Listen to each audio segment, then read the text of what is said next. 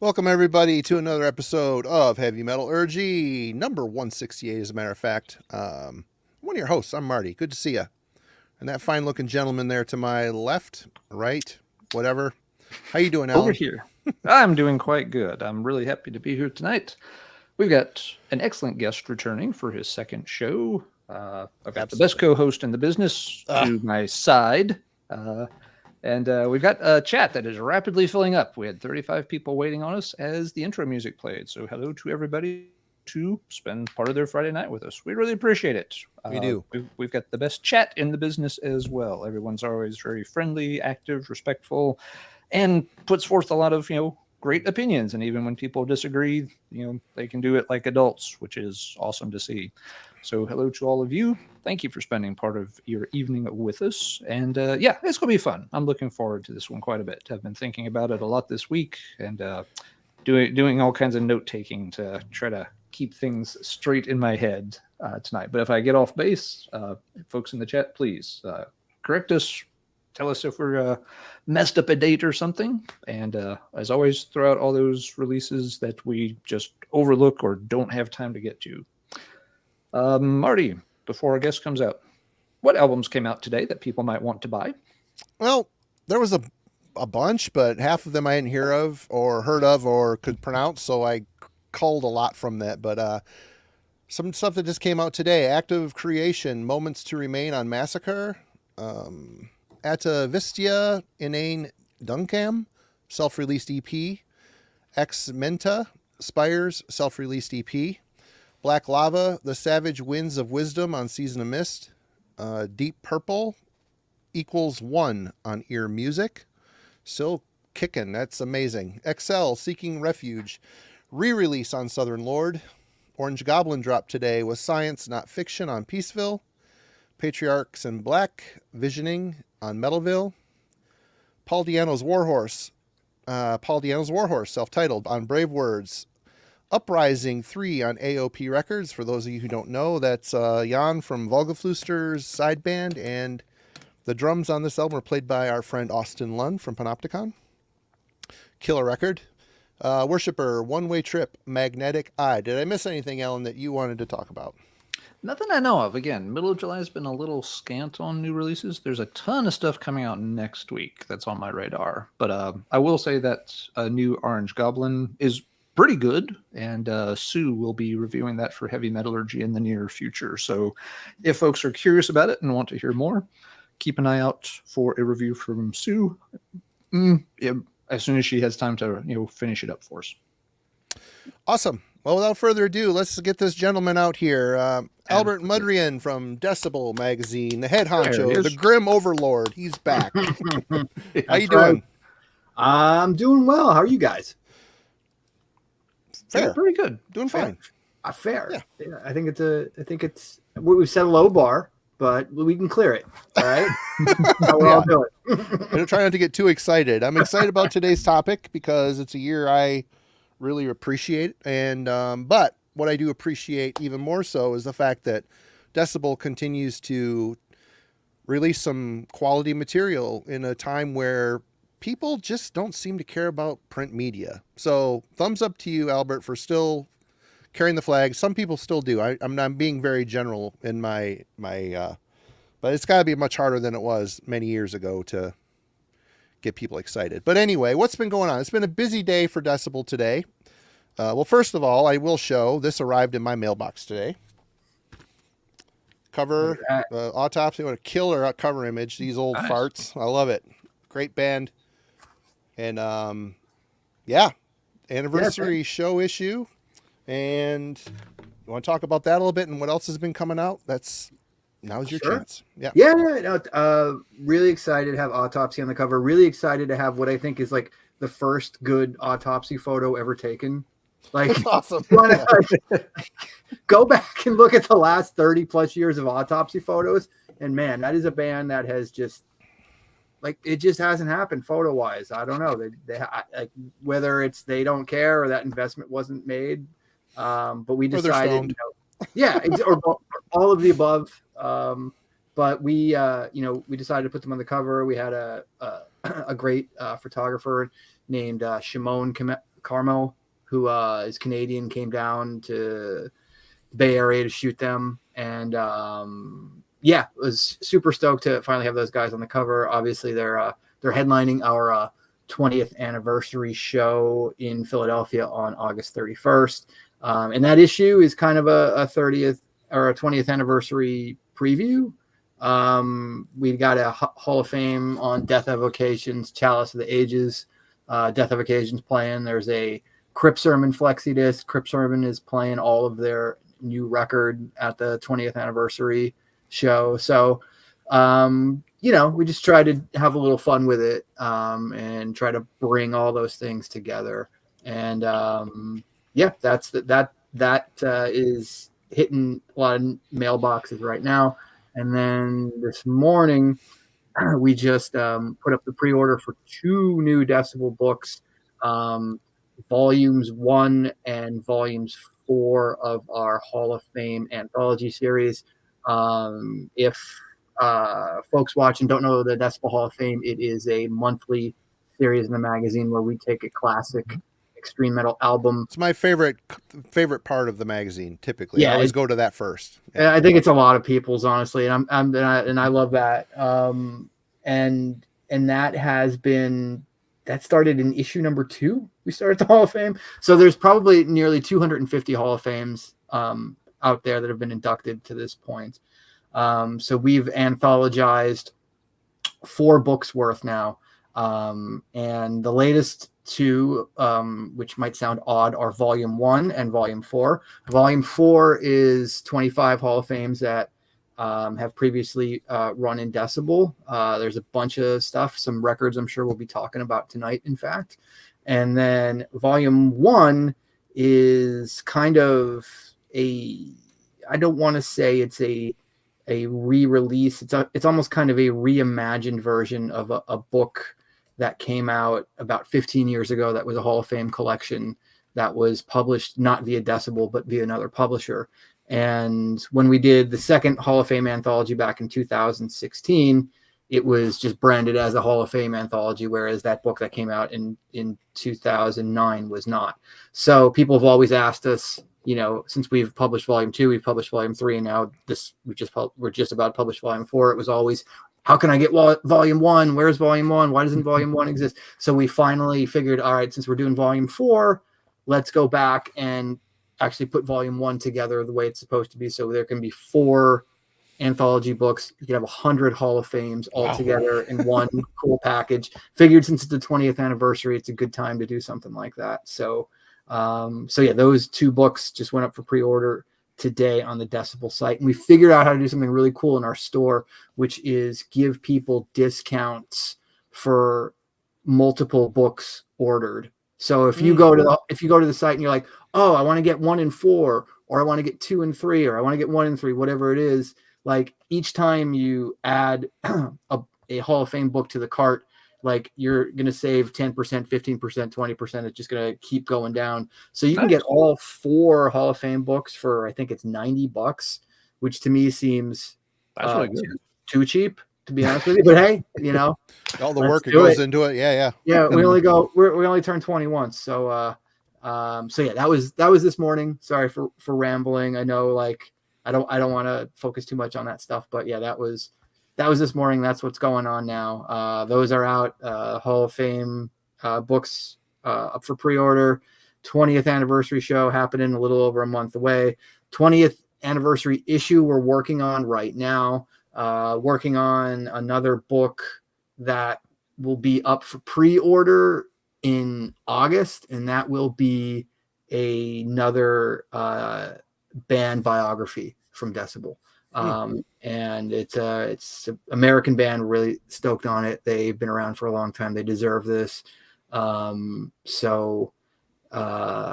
might surprise some people, and then some other people will just understand completely. So we got that, and then also next week we announced the lineup for the Denver edition of Decibel Metal and Beer Fest, which will be in December of 2024. So party never stops here, for better or worse. Right. So, and I do have one quick question on is there any talk of a repress of No Celebration, the Paradise Lost book? There has been. There's a couple. We almost did it last year. What needs to really happen is PL needs to be here for a tour for that to really make a lot of sense. Obviously, they're going to play MDF next spring, doing all a Draconian Times. So cool. That's a good reminder for me to touch base with them and see if they're planning to tour around that. And if they are, next year could be a really good opportunity to repress that, because there's some things I like they've released a whole record since we published that in 2019. So I know the author David, who obviously works with us a ton, he's published 3 books with us. He's going to publish another one in 2025, which I don't want to get into right now, but I think it's going to be the biggest book we've ever done. It's going to be. Yeah. We talked about this. And it's going to be. David's been on here, what, 3 or 4 times now? Yeah. At least. Yeah. Mm-hmm. Okay, haven't mentioned it. It's all good. Yeah. But it's going to be awesome. It's going to be awesome. So he's got another chapter that's ready to go. So it's entirely possible that we could do it next year. Just trying to time it when PL are here. Makes sense. Yeah. Okay. Well, awesome. It's good to be brought up to speed on what's going on in Decibel Land, for sure. Always a lot going on. And again, hats off to you guys for all the ass you're kicking after all these years. Thank you. It's good. You've diversified. All those, it's cool. Yeah, keeping all those balls in the air, and all of them are doing really well. The zine's doing well, the live stuff's doing well, the books are doing well. So yeah, it's not like you're focusing on one at the expense of the other or anything. Yeah. I don't know. Yeah, one probably feeds. Yeah. Sometimes it feels like sometimes I'm like, I should probably start the magazine. I should probably start the next issue. And then it's like, oh no, we got all these other things to do first. So yeah, in a perfect world, there'd be more hours. Or just start leaning more on your well-trained and excellent staff. Exactly. Okay, guys, here's what I want to see. Yeah. Go. Yeah. I'm sorry if I accidentally kill any of you. It's not my intention. Yep, for sure. But one thing, we usually extend the offer to our guests to pick a topic. And I suggested years are always fun because all 3 of us are very busy men. And it's nice to pick something with not much homework sometimes. And the years are fun. I know you folks in the chat enjoy the year episodes. Albert picked 1991. And honestly, I don't know how we missed that one. But 1991 it is. And what a year. What were you doing in 1991, Albert? I was 16. So I was in high school. I would have been, I guess, a sophomore or a junior. So I was just what was I doing? I don't think I had a part-time job of any significance. I was probably underachieving in school.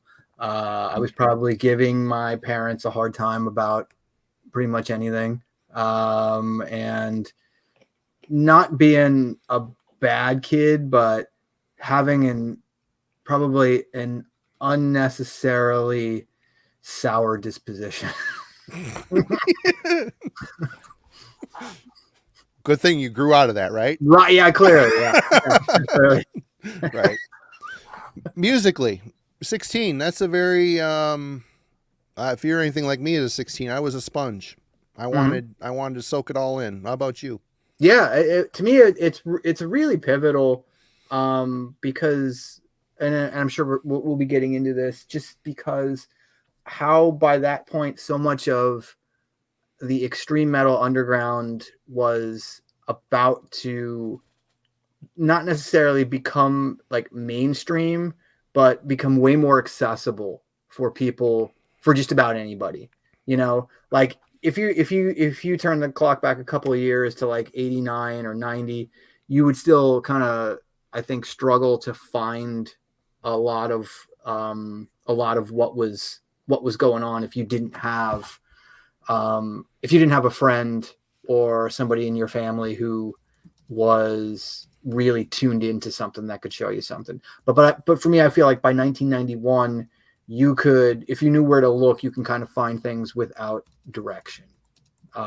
Whether that was, via Metal Maniacs really kind of finding their footing by 91, whether it was like Headbangers Ball taking some more chances with a lot of with a little more death metal, just in particular. Very few chances, but a few. Yeah, but taking at least a couple, like the Napalm Death video here, the Sepultura video here, or the Godflesh video there, like that.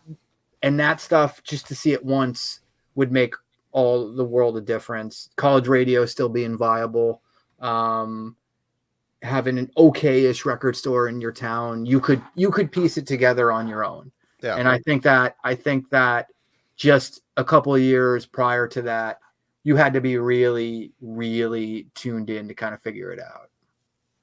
Yep.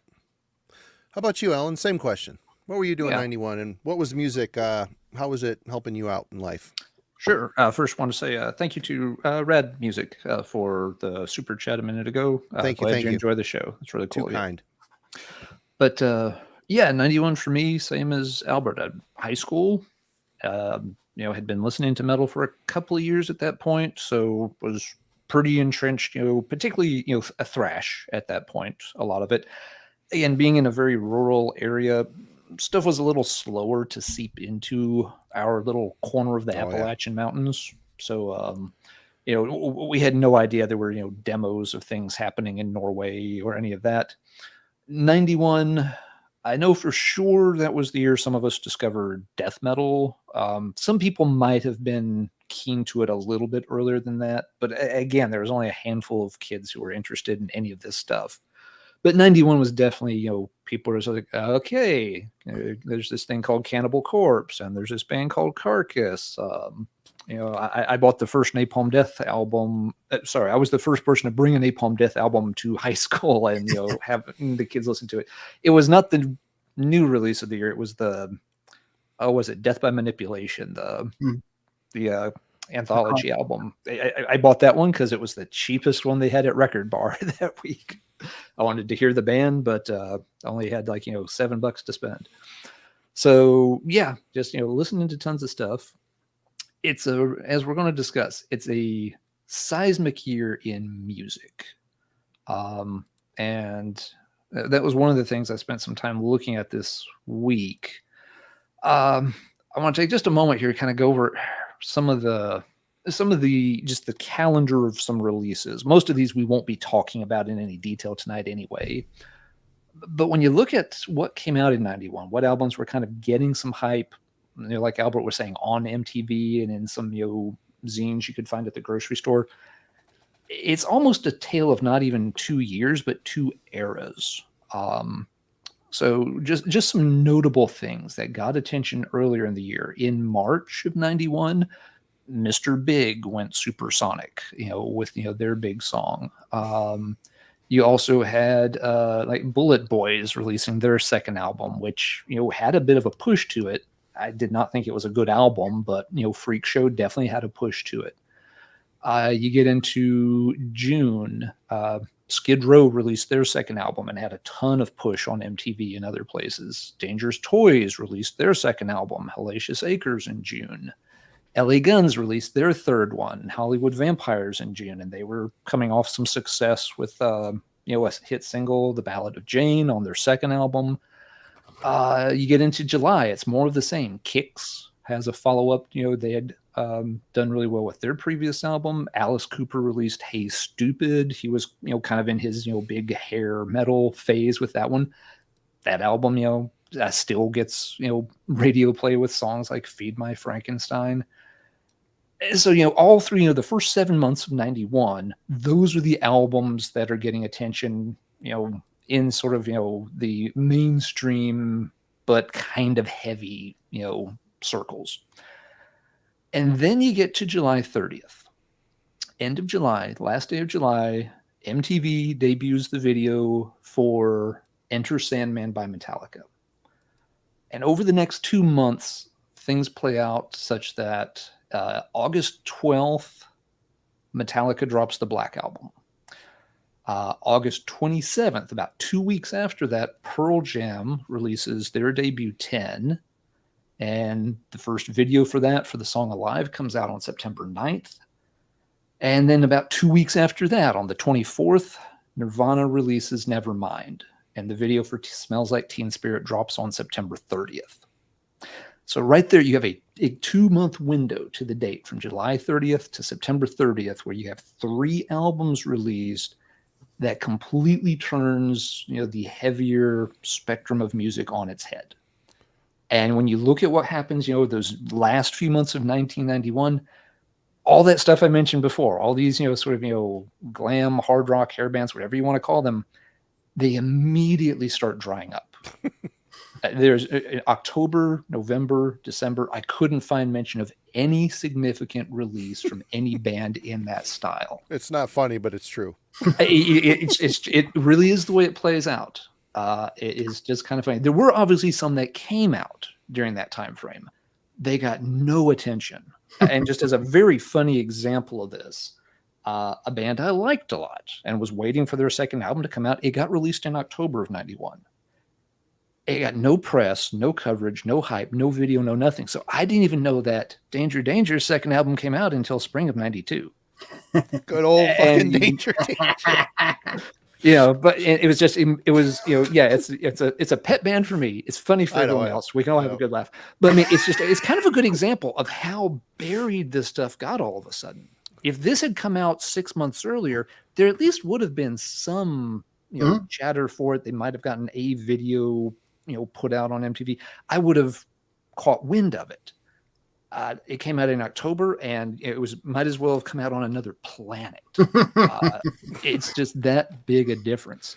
And the same thing happened to thrash too, though. I mean, they were kind of swimming in the same pool. Not saying that they're similar in any way, but thrash was popular on MTV. I mean, Testament was getting videos played throughout the day. Metallica, But the thing with thrash too, I looked at the thrash releases, and some of these we will talk about, so I'm not going to go through the list.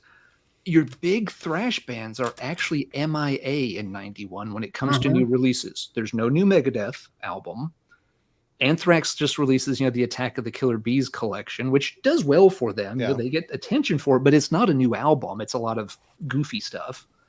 Slayer releases Decade of Aggression, so it does well for them, but it's just, it's live stuff. Slayer wouldn't have a new live album for another 2 years. None of the German Big Four released a studio album in 91. No. So there's this total vacuum in thrash. And at the same time, while I mentioned that, there were a bunch of hair bands putting stuff out early in 91, the big mega hair bands are absent in 91. There's no new Motley Crue album. There's no Poison album. There's no Def Leppard album. And there's no Warrant album.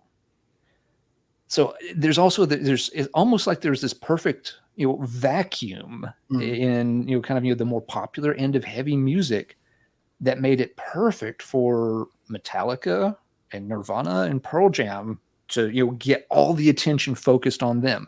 There wasn't, they weren't competing with, a new Def Leppard album. They weren't competing against a new Megadeth album or anything. It's almost like they had the place to themselves and they took full advantage of it.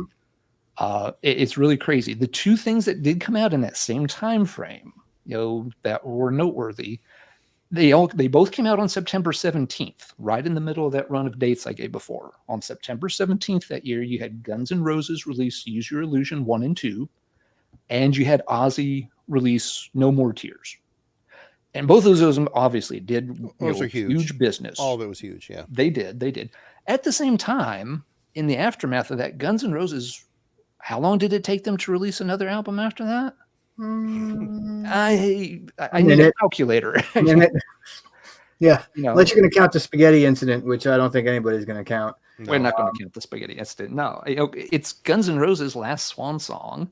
And Ozzy, I don't know how some of his other 90s albums did. I kind of lost track of him in the 90s. But, No More Tears feels like kind of the last big classic one at the end of his run. Not trying to diss his 90s albums if they did better than...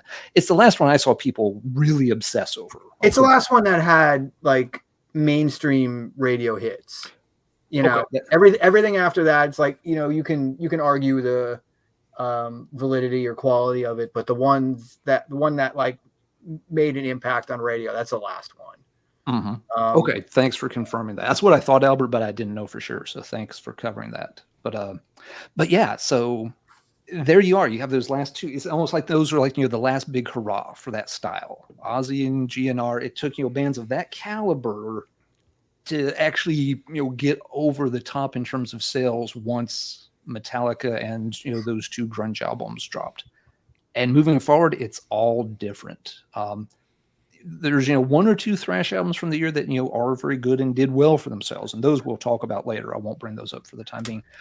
But yeah, it's a completely different landscape when you move into the fall of 1991 compared to where you were at in the summer of 1991. And music was never quite the same after. It completely changed the direction of the entire industry.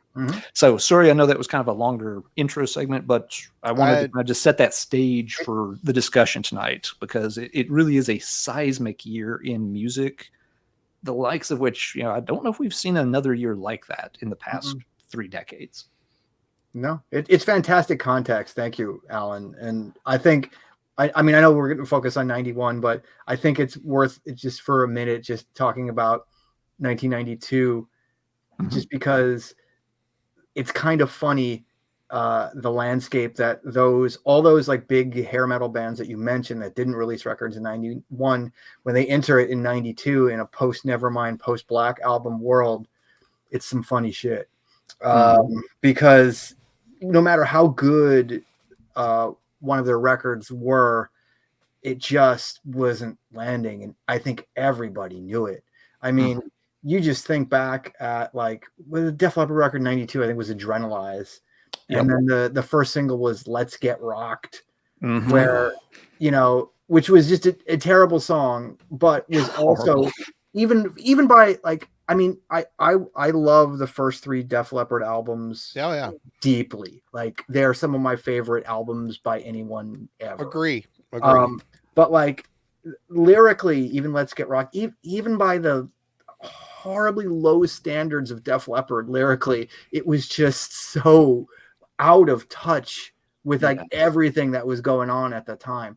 And man, it just, you just think about like just how out of place and how weird it had to be for those bands who just like 2 years earlier are on top of the world, and then like they're essentially a laughing stock. Just overnight. It is wild, and you're completely right to refer to 91 as just a seismic year in terms of just, and yeah, that's just pop culture and music that's beyond anything we're really going to even focus on tonight, and it's wild. Yeah, and that was the perfect example, Albert. Yeah, the Def Leppard album and single that year. I mean, sure, the album sold a ton still. People still bought it, and yes, the video, and the single still did well. But yeah, I remember watching that video, and just, I was not huge into Def Leppard at that time, one way or the other. But yeah, when that came out, I remember watching, just feeling like, this feels so dated. This is just not going to cut it. The song's not that good. The video is very boring. This is not going. It's only going to do so well. And yeah, that album is forgotten, and that song is forgotten. And yeah, I mean, that was one of the biggest bands on the planet a few years before, and they dropped that album, and in the wake of what had happened in the fall of the previous year, let's just say that's it. Yeah, Adrenalize did not generate a whole lot of hysteria. Thanks, Dad. Yeah. In fact, you probably had to engage in pyromania to get rid of the backstock of many of those albums. It had to feel like you were diving into an empty swimming pool. The stadium was empty as well. Nobody was in there for those concerts. And I mean, and everybody saw. I mean, my sister was a huge Def Leppard fan. Around with the Hysteria, Pyromania era. That new one album came out, she listened. She didn't buy it. I mean, she was over Def Leppard. She was so over them by then. It was just like, I don't fucking care anymore.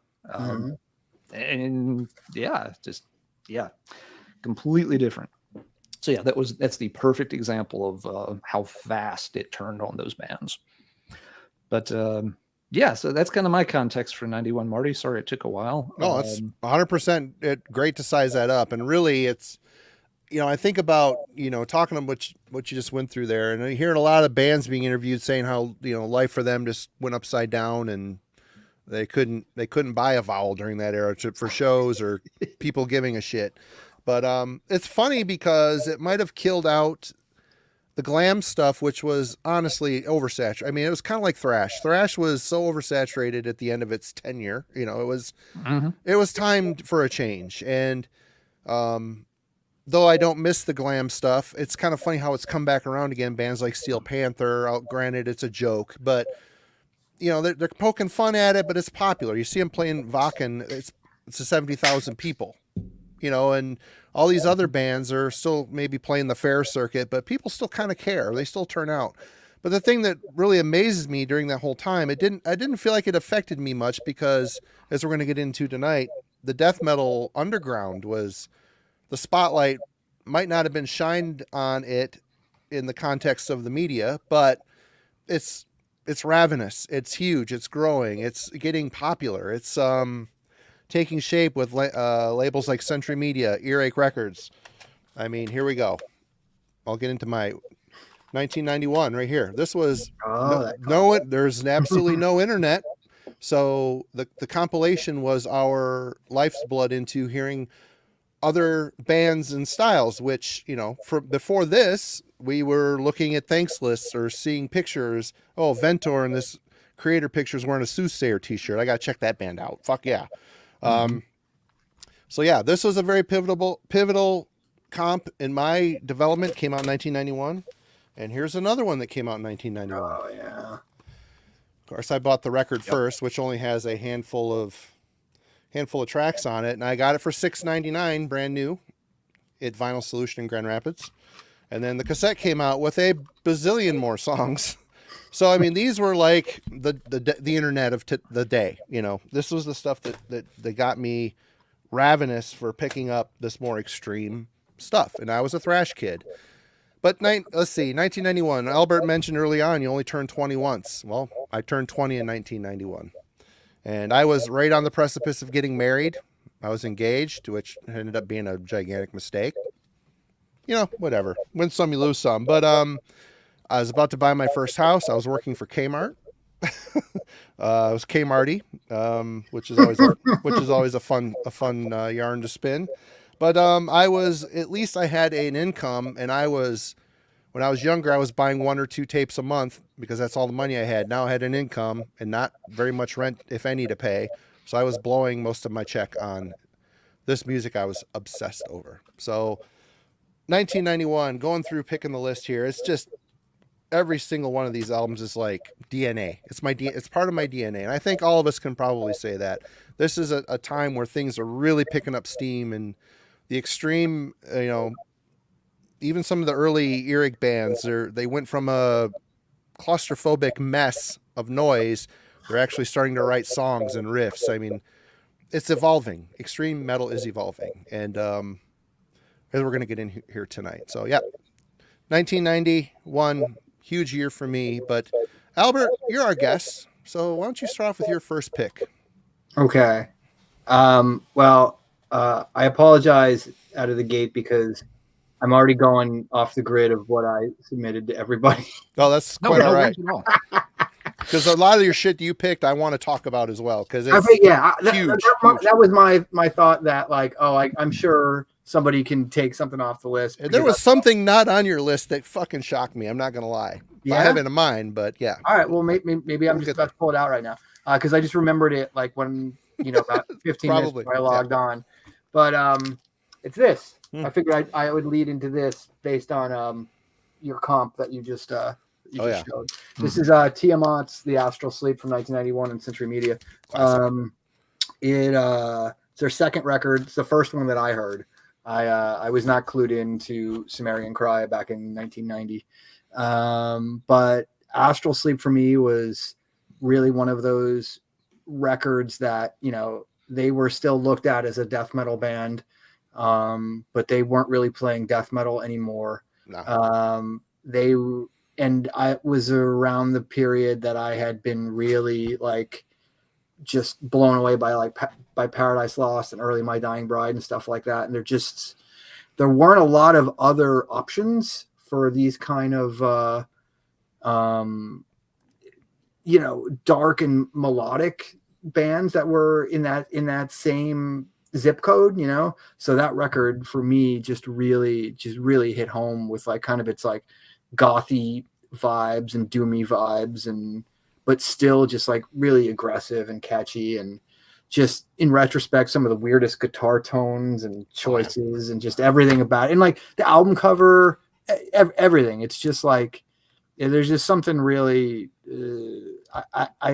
there isn't another record that's like the Astral Sleep, and Chris Dick has been lobbying for a Hall of Fame on it for a long time, and I really don't know why I haven't acquiesced, but I'm sure it'll happen eventually.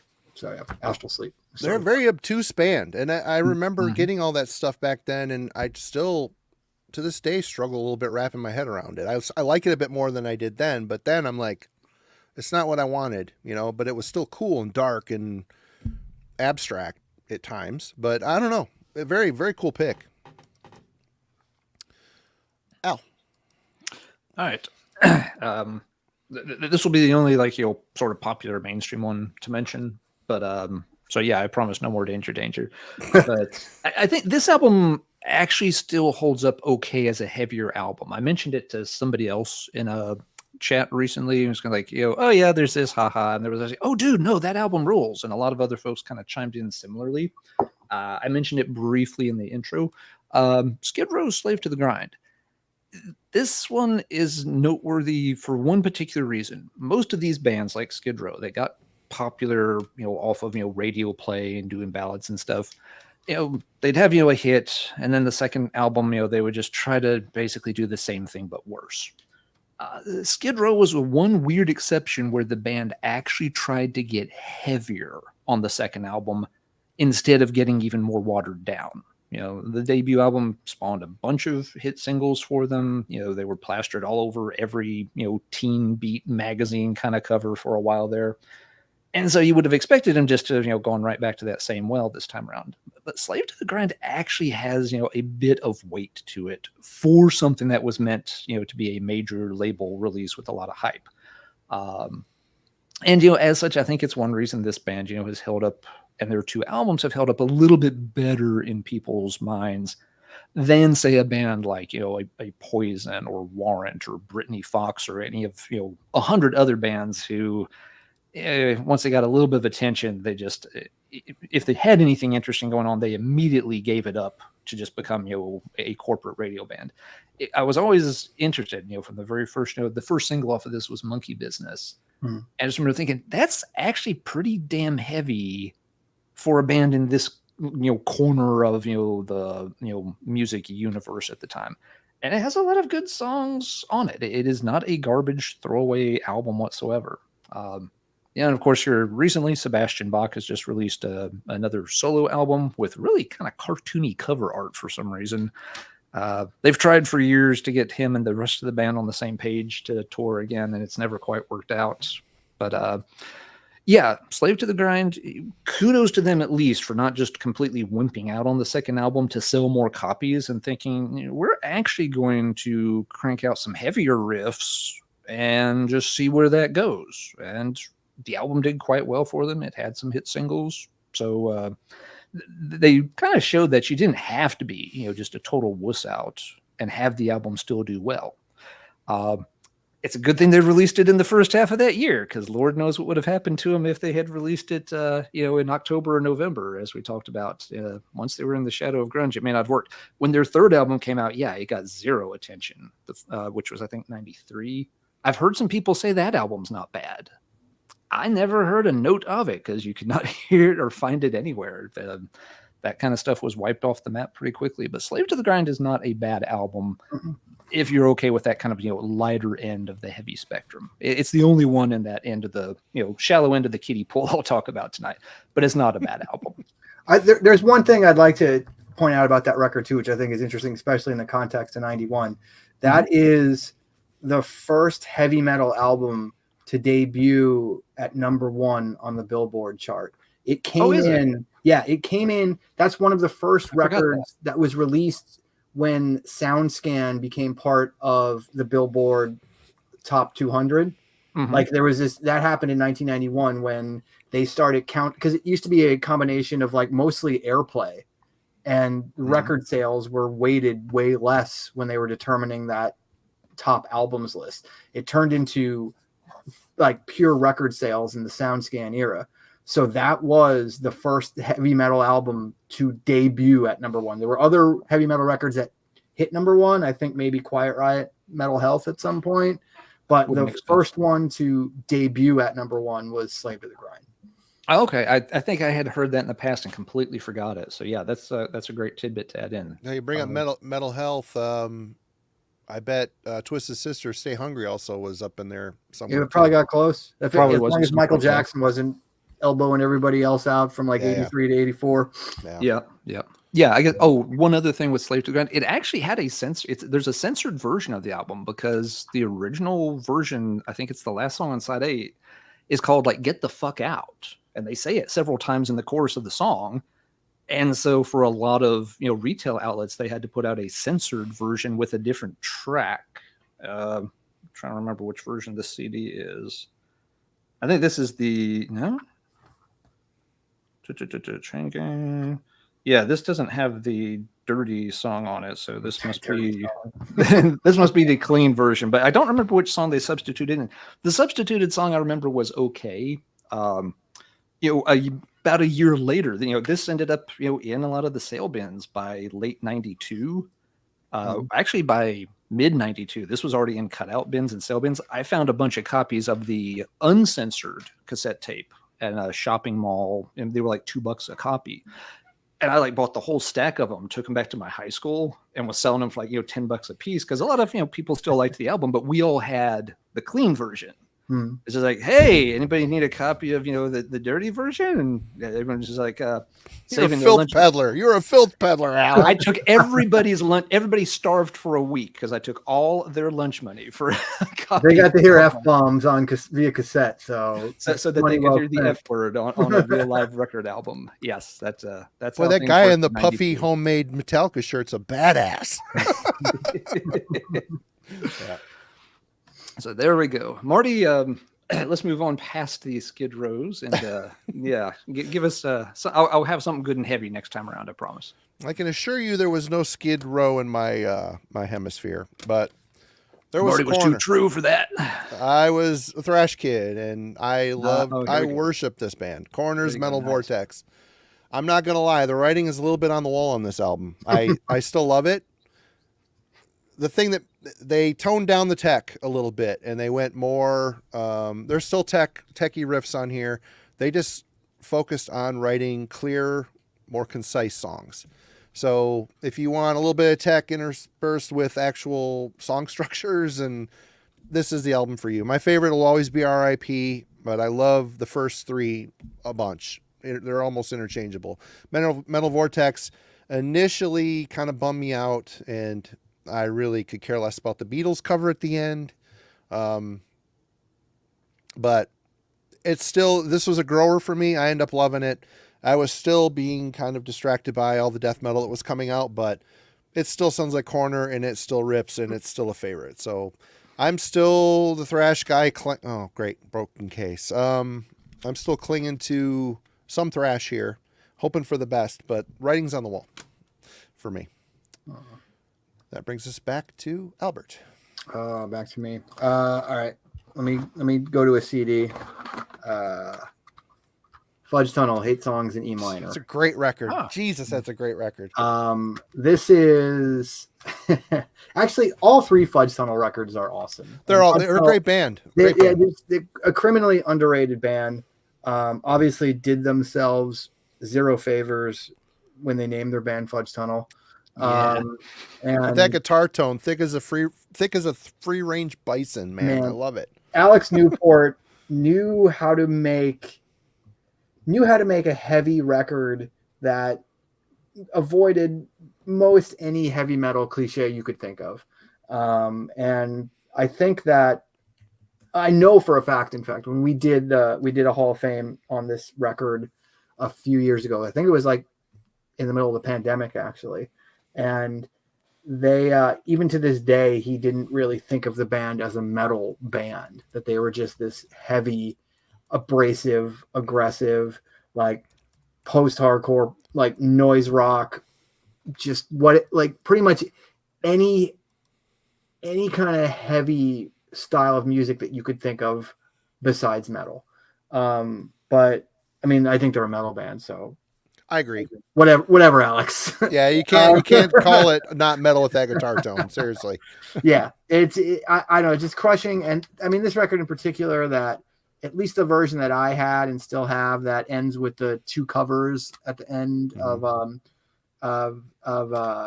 Cat Scratch Fever from Ted Nugent and Cream Sunshine of Your Love. Like, it was pretty wild how they made both of those songs so heavy. But yeah, I mean, the song Hate Songs, Boston Baby, they're just like the interesting thing, if you go and listen to this today and you kind of A/B it with something like Nirvana's Bleach record, they're not dissimilar. They're not. And it's like, at the time, I don't think I understood that. I don't think I would have ever like said, oh, these bands you could put them on a mixtape and go Fudge Tunnel to Nirvana and it would work swimmingly. But in retrospect, just kind of another band that's kind of just a general anomaly that I don't think got their due. A band that I don't think you're ever going to see on the reunion circuit. But I'm happy that they made 3 records and that I still have this one to this day. So yep. I'll pass it to Alan. Great pick. Yeah, hadn't thought of that band in a long time. And I think it is a what you brought up with them kind of not calling themselves metal. I think you started to see that creep into bands that were rooted in metal, but they wanted to almost distance themselves from metal a little bit around this time. Because like Prong is another one that kind of, to me, they felt like a metal band, but they always seem to be like, not sure we want to be called that anymore. Yeah. So just like we were talking that, metal, the emphasis is shifting away from metal and thrash and stuff. It's almost like even some of the bands, were trying to get away from that label by this point. But let's see. 91 was also the end of an era for one of my favorite bands of all time. We got the 4th and last, for a long time, album from Kirathungal. Paradise Lost came out that year to very little fanfare. The band has always said the label put no effort whatsoever into pushing this. There were lineup issues. There were, members being brought in that the core part of the band weren't that keen on. Songwriting duties were kind of split up. So it was kind of a mess of an album to get put together. That said, it still has some amazing tunes on it. Not every song is great. It's got its clunkers. And there are a few of them. But it also has about 5 of the best Kirathungal songs you could ever want to hear. If I was putting together best of Kirathungal kind of collection, there are 5 songs on here I think I would have to have, which would be a big chunk of the album. It got completely buried. No one cared at the time. Nobody cared for 20 years or more. It was a long time before this album got its due. It was panned by band members in interviews for years and years and years.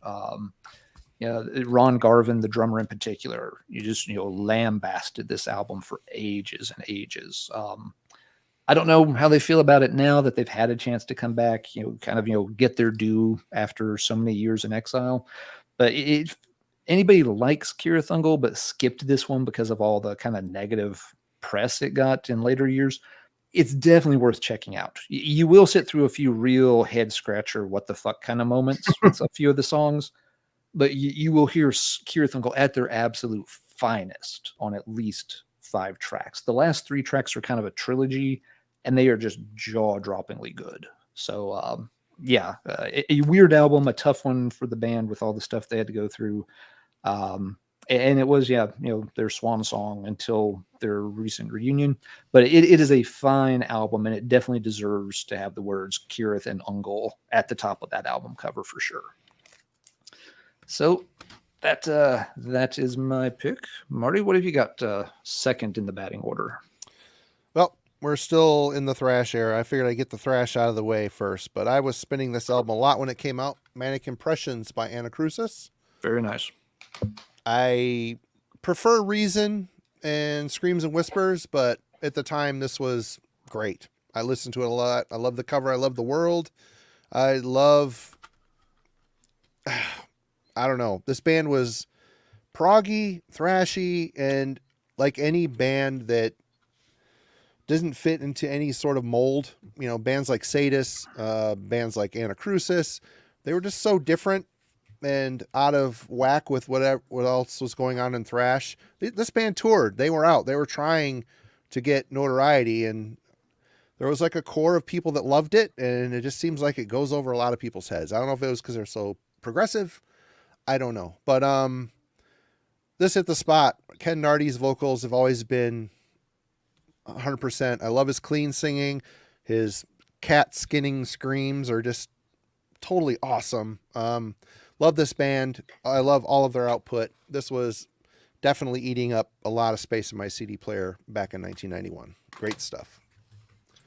That's an awesome pick, and I have not seen that album cover in a long time, and it is so well. It's probably pretty much anywhere from like 1986 to 1991. That album cover could only exist in those years, right? And it's so undeniably Metal Blade. Yes. Isn't it? Oh my God. Yeah. I mean, it looks like what Metal. It looks like about 100 Metal Blade covers in that 4-year span. But all right. How would y'all, just as a quick aside, how would y'all answer Rad's question here? He's wondering which Anacrusis album to start with. I think it's hard because they're all different from each other. Yeah. I would say go look up the video Sound the Alarm. It's on their last album, Screams and Whispers. That song fucking just rules. It destroys it's everything that band was and became. But albums, I would pick Reason. Reason's my favorite. It's very thrashy, very aggressive, super crazy, searing riffs. I don't know. Yeah. I mean, for a whole album, Reason is my favorite, but Screams and Whispers, Sound the Alarm, holy fuck, what a song. Suffering Hour might be the easiest as an introduction just because it's the most traditional thrash sounding album. Yeah. But, they quickly move away from that. Suffering Hour, is not a good example of what they're going to sound like on any of the other 3 albums, really. So, yeah, it's hard to say, Rad, because every album is kind of different there. If you want a standard thrash album, go with Suffering Album. If you want something more adventurous, try one of the other 3, maybe. I don't know, Albert, what do you think? I think I'm trying to think now because we actually inducted a Anacrusis record in the Hall of Fame. Panko did it years ago, and I think it was Reason, and I can't remember which one. I can't remember for sure. I remember reading that. It might have been Suffering Hour. I don't remember. I remember reading it and thinking, "Oh, kick ass," but I can't remember. It was one of the first 2 records. Yeah. Man, yeah, but it's really like that's kind of just a. Kevin is a fucking awesome dude, by the way. I've hung out with him a lot at shows over the years, and he's a man. If he's watching, cheers, Kevin. I hope you're doing well. Yeah, anyway. that dude is one of a kind. Yeah. But all right. Well, how about I'll keep the thrash parade rolling then. Mm-hmm. So to keep our transition into what's to come smooth, I'm gonna go with Corrosion of Conformity, Blind. Nice. And this one in particular, and I'm gonna preface this by saying I don't like any other Corrosion of Conformity album except Blind.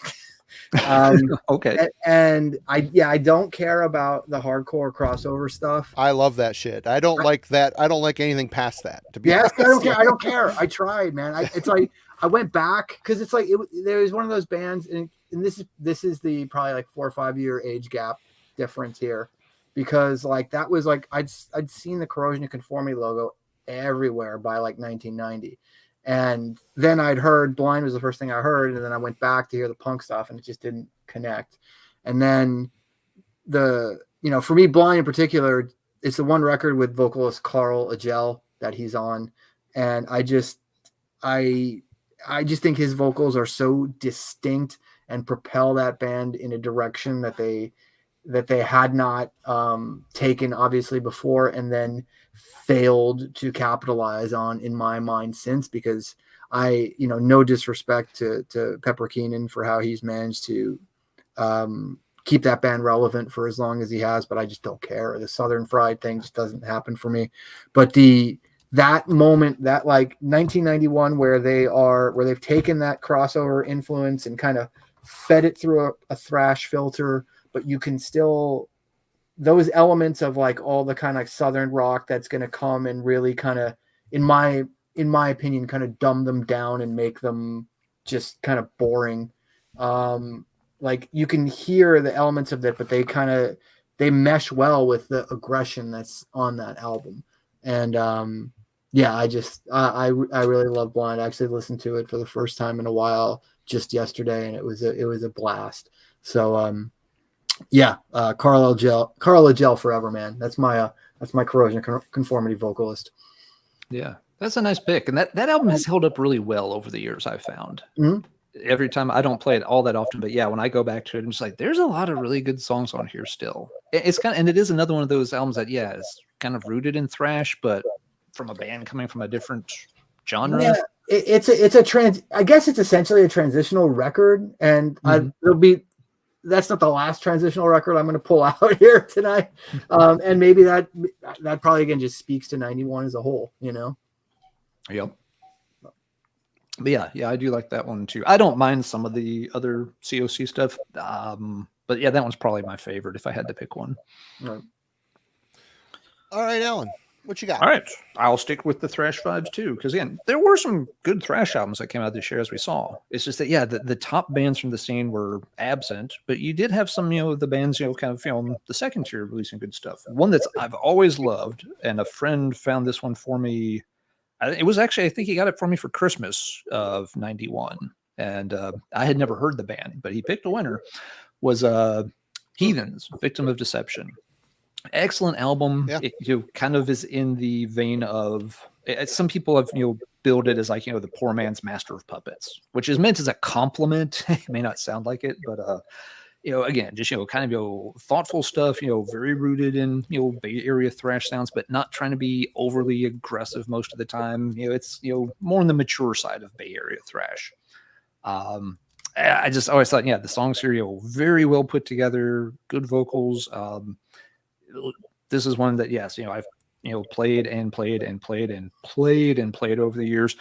And it was always one of those that, yeah, just never had gotten much attention. It was always crazy that, my buddy in high school, had sort of, stumbled across this and ended up picking it up for me without him really knowing anything about the band. He liked a little bit of heavy metal, but not a ton. But he's like, I want to get him something he hadn't. And the bottom line is, he's like, I want to get you something you haven't heard of. And this kind of looked like it fit the bill. I'm like, that works. That works really good. That was a Marty too, by the way. So cheers to the other Marty if he happens to be watching, which he does from time to time. So yeah, Victim of Deception, had, these little sound snippets, spoken things, rants about religion and such going on. Just a fine album. It was the band's second release, a little more reined in than their debut, which is also good. They've, come back and released a couple of albums over the past decade. Marty, I think you're more familiar with those than I am. But yeah, this is...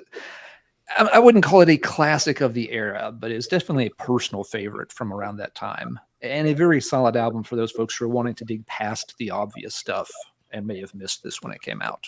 So yeah, Heathen, Victims of Deception. It's good stuff. It's cool. Thrash. Mm-hmm. All right, I got kind of a biggie here, and one of my favorites from this band, Overkill's Horoscope. Yep. I love this record. It's great. I love the Years of Decay. I think that ranked a little higher when we did the deep dive here a couple weeks ago, but there really is nothing wrong with this. Even the cover for Frankenstein, it's fine. It's fine. The production's great. They're gelling really well. Sid Falk's drumming, I think this is his last drum performance, is really getting tighter and better. When he started in the band, I wasn't a fan. Under the Influence was his debut with them, but yeah, there's great songs on here. Blood Money, Coma, of course, what a great lead-off track. Live Young, Die Free, Nice Day for a Funeral. Oh my god. Horoscope, bangers, one after the other.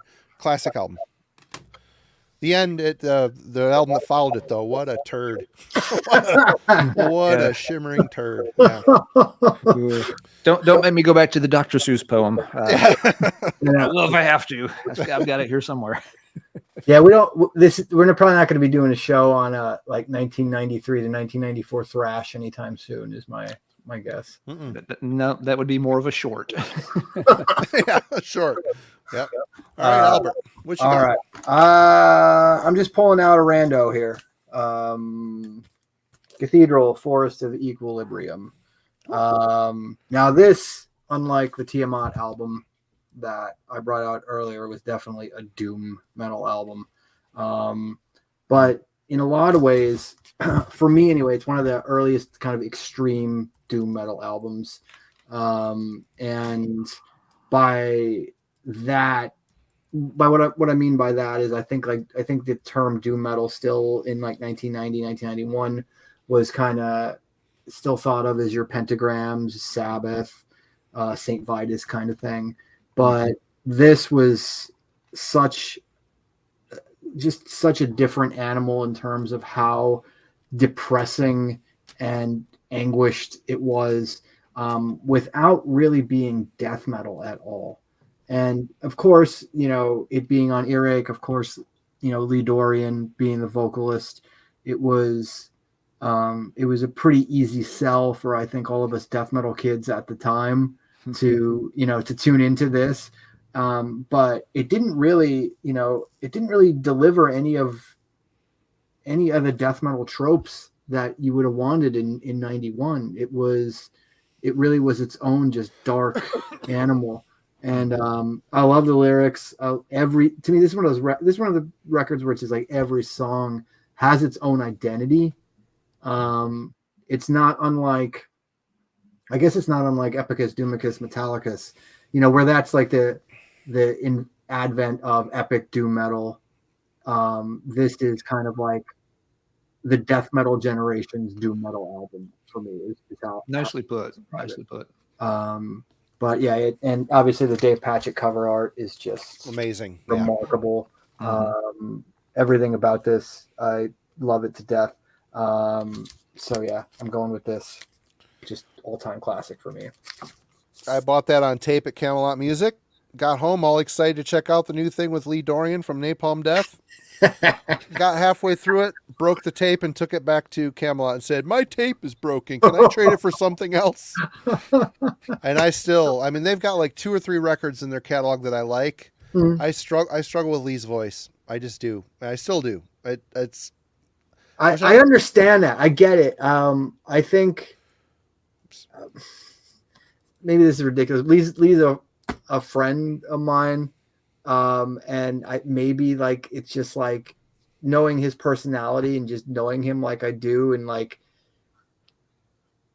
maybe it makes it a little more palatable. Oh, it makes sense. Yeah. I'm sure it makes sense. Where it's it's that guy coming through that, Yeah. But at the same time, if anybody's ever Cathedral, Gaz Jennings is a great guitarist, but I've never been able to connect with the vocals. I'm not going to try to convince anybody that they. And he leaned into the silliness of the whole thing on the album after that. Type of stuff. He sounded like a Muppet, which, some of those songs are so catchy they're hard to deny. Mm-hmm. They've written some great stuff, and I guess I just need to be in the mood for it. I've gotten better. Like I said, when I first heard that record, I broke the pad off of it and had my receipt, took it back. I said, "It's broke." I wanted it, but I got to turn it in for something cooler. Anyway, good pick. Yep. Alan. Yeah, and I liked Bill's comment that it did feel that Cathedral was kind of pushing doom metal into the 90s. Mm-hmm. With that sure. one. Oh, yep. I agree. Yep. So good comment, Bill. A doom metal album that was very much keeping doom in the 80s, although nobody was really paying attention to the band in 91. Solitude Eternus released their debut, Into the Depths of Sorrow. This album just did not fit in 91. It's not trying to be post-metal or post-hardcore. It's not trying to be grunge. it didn't even really fit with its local scene. You know, the Texas metal scene always tended to be a lot more aggressive. You know, all through the 80s, a lot of those bands, you know, really were pushing a more, you know, thrash into more, you know, the heavier, faster, raw end of thrash. And then you had Solitude Aeternus, this band playing, you know, sort of, you know, Sabbath and Candlemass inspired doom metal, these long, slow songs with, you know, really haunting vocals. Yeah, but, you know, they always apparently were well liked on the scene and well respected. But yeah, they were just the anomaly. The debut album is an absolute classic. Every song on this is just textbook. Here is how you do epic doom metal with, you know, the big hallowed sound that every doom band wants and very few ever perfectly capture. You know, there's a reason this band is, you know, mentioned side by side with Candlemass, and nobody else really is. Fantastic album. The band's, you know, they did other great albums too. I'm not even sure this is my favorite by them, but you know, this definitely shows the band right off the bat at the peak of their kind of, you know, doomy powers. So can't go wrong with the early Solitude Aeternus debut, quite the classic. But yeah, besides, you know, Cathedral and this, I don't know how much more Doom we'll see tonight.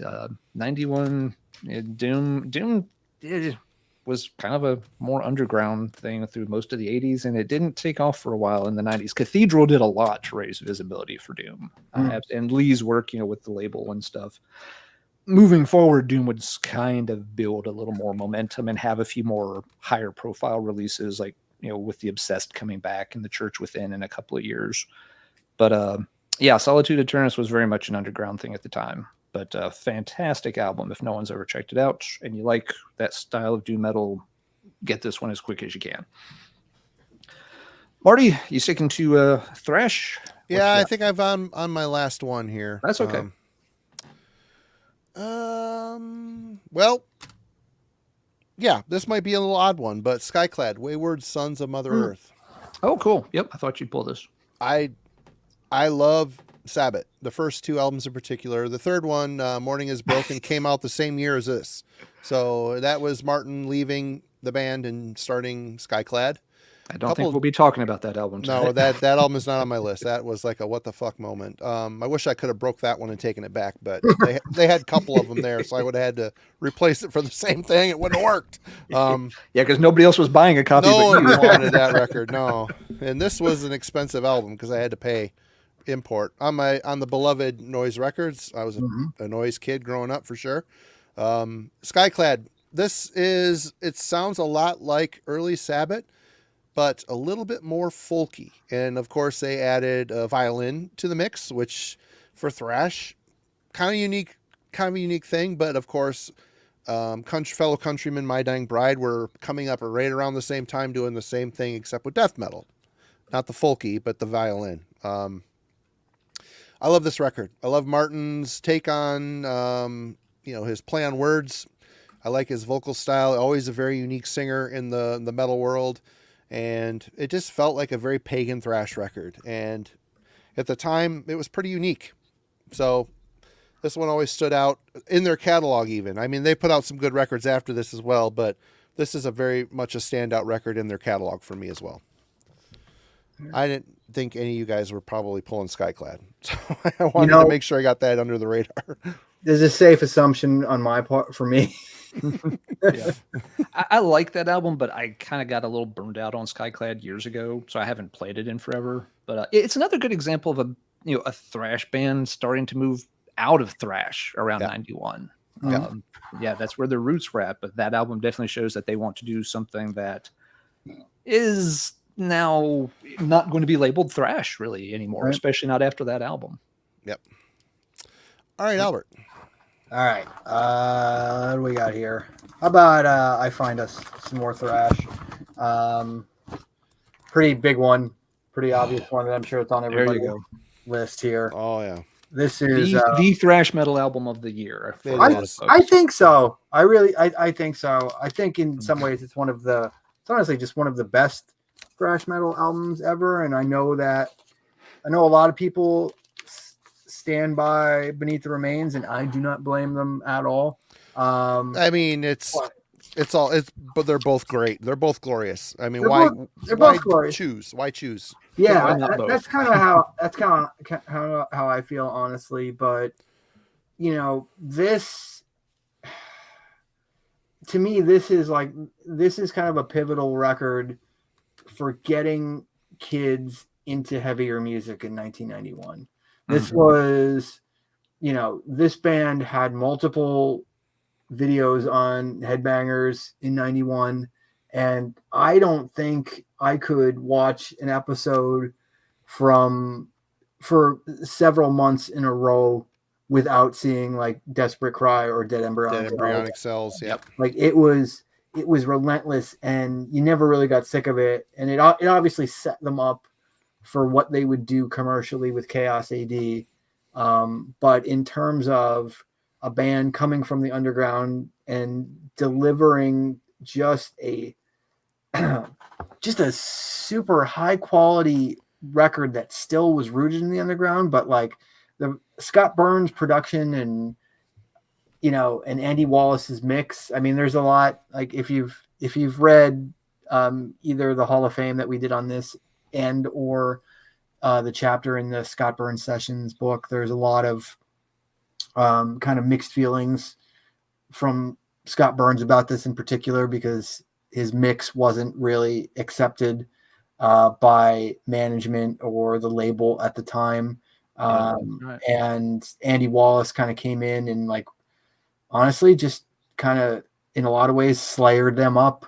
And all of a sudden, that's a good, they were right there with those bands. They sonically were right there with like a big commercial thrash band, but there was very little that was kind of commercial about this album, right down to the ridiculous album art, which Chuck Schuldiner famously called a seafood nightmare. But yeah, I mean, I'm sure you guys have thoughts on this album. It's one of my favorites. It's one that really, like, it's kind of what, for me, again, I was 16 in 91, and this is one of those there's no turning back albums for me. Yeah. Once I got that record. I mean, it was a perfect album for me back then. I haven't spun it in a while. Usually whenever I go to listen to Sepultura, it's Beneath the Remains, but that's not because it sucks. It's because I don't know why. That was the first Sepultura I heard was Beneath the Remains. So, but this, God, every song on here is great. And The Rise, what a great leadoff track. That's what you want to do. Knock them on their ass with that first track. And they do. The riffing on it is simplistic, but just so savage. It's so tight. It's such so a tight. It's like you listen to that and you just think, did they rehearse this for like a year before they played this? Yep. Like They may have. And if you're sitting down, like trying to figure out Sepultura riffs, they're really easy. And you hear the old adage, a band is only as good as its drummer. Man, this is a case where that's really true. I mean, Igor's just propelled these riffs. I mean, they're great, catchy riffs, but they're so simplistic. It just with that tribal flair he puts on, and he hits so hard and so exact. God. What a beast! And the drums, the fills on that record are like carpet bombs. They're just like, it's insane. Yep, 100%. Great pick. Yep, great. Yeah. Do you have anything to say about that one, Alan? Oh, I would absolutely agree with what Albert said about being the perfect album to start introducing people to even heavier stuff.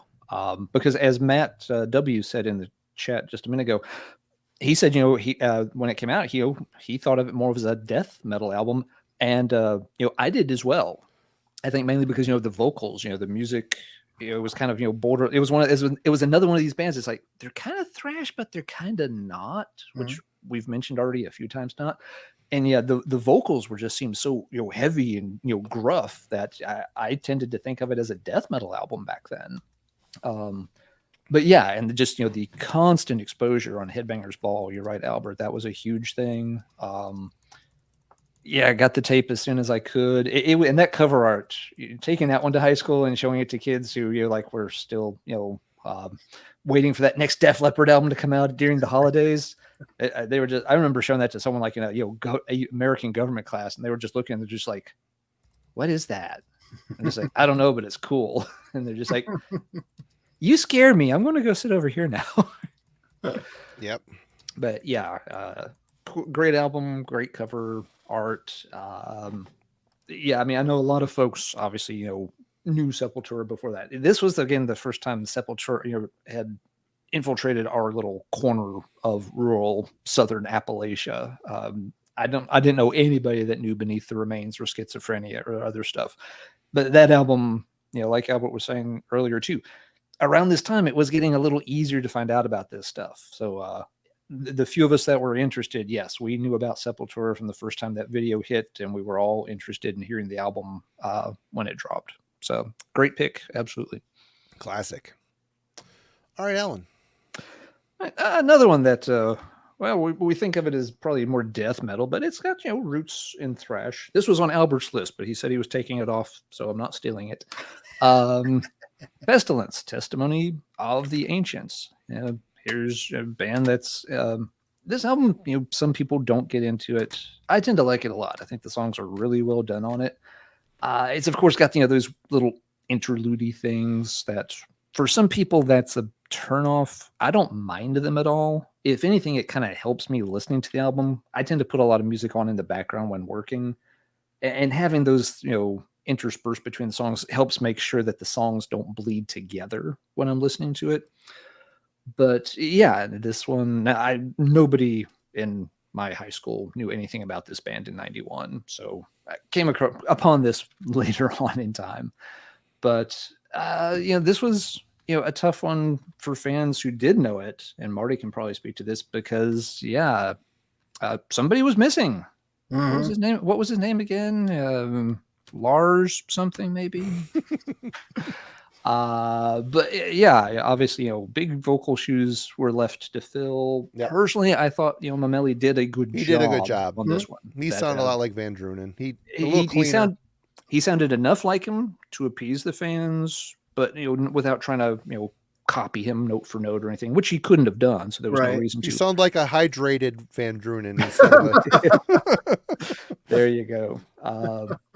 But yeah, so not everyone's favorite Pestilence, but I do like it a lot. I think it's got, and this one's a Scott Burns production, isn't it? Yep, they went to Morrisound for that one. That's part of the reason that Martin left the band. Oh, was it? I did not know that. He was opposed to. He thought Pestilence had their own sound and thought that Morrisound by 91 was already kind of a assembly line death metal production. It was kind of becoming that. He didn't want it Americanized. Yeah, it was kind of becoming that. For all that said, I think it's a really, really good production by Scott Burns. I think it sounds great. Yeah, I think it's one of his best. So the production is there, the songs are there. As long as you don't get majorly hung up on the interludes and you're not just, Van Drunen or nothing kind of fanboy, there's no reason not to like Testimony of the Ancients. Albert, I'm sure you'd like to chime in on that one. I think, and I know this isn't the, this is kind of blasphemous to Consuming Impulse crowd, but this is my favorite Pestilence record. It's the one that I'll listen to the most. I think Mameli's playing is as good as it ever got. I think his solos are off the charts on that album. And the interludes, they don't bother me much. They don't stick around long. I know, like you said, they're divisive for some people, but like your experience with them, for me, they do kind of break up the experience in, I think, a positive way. Mm-hmm.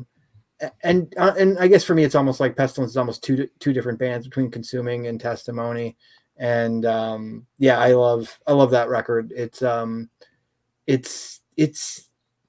man, there aren't a lot of records, a lot of death metal records that were that melodic by 91 already, that weren't, that the band that was playing it didn't become a melodic death metal record or a melodic death metal band at some point. And we'll talk about some of these, at least a couple of these melodic, a couple death metal records in 1991 that were melodic, but were not by melodic death metal bands or bands that went on to become melodic death metal bands. That's what I was trying to articulate there. Right. So yeah, just classic stuff. Great pick, man. All Marty? right. Well, like I was saying early on, it was Peaceville, it was Earache, and it was I already forgot the other label, but Century Media.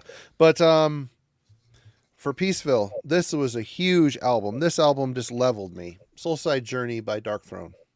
This remains my favorite Dark Throne album. I love the black metal stuff. I'm a little lukewarm to the crust punk stuff, and the whatever they're doing now, I'm struggling with. But this album is a dark death metal classic. It's just evil as shit. The lyrics on it are great.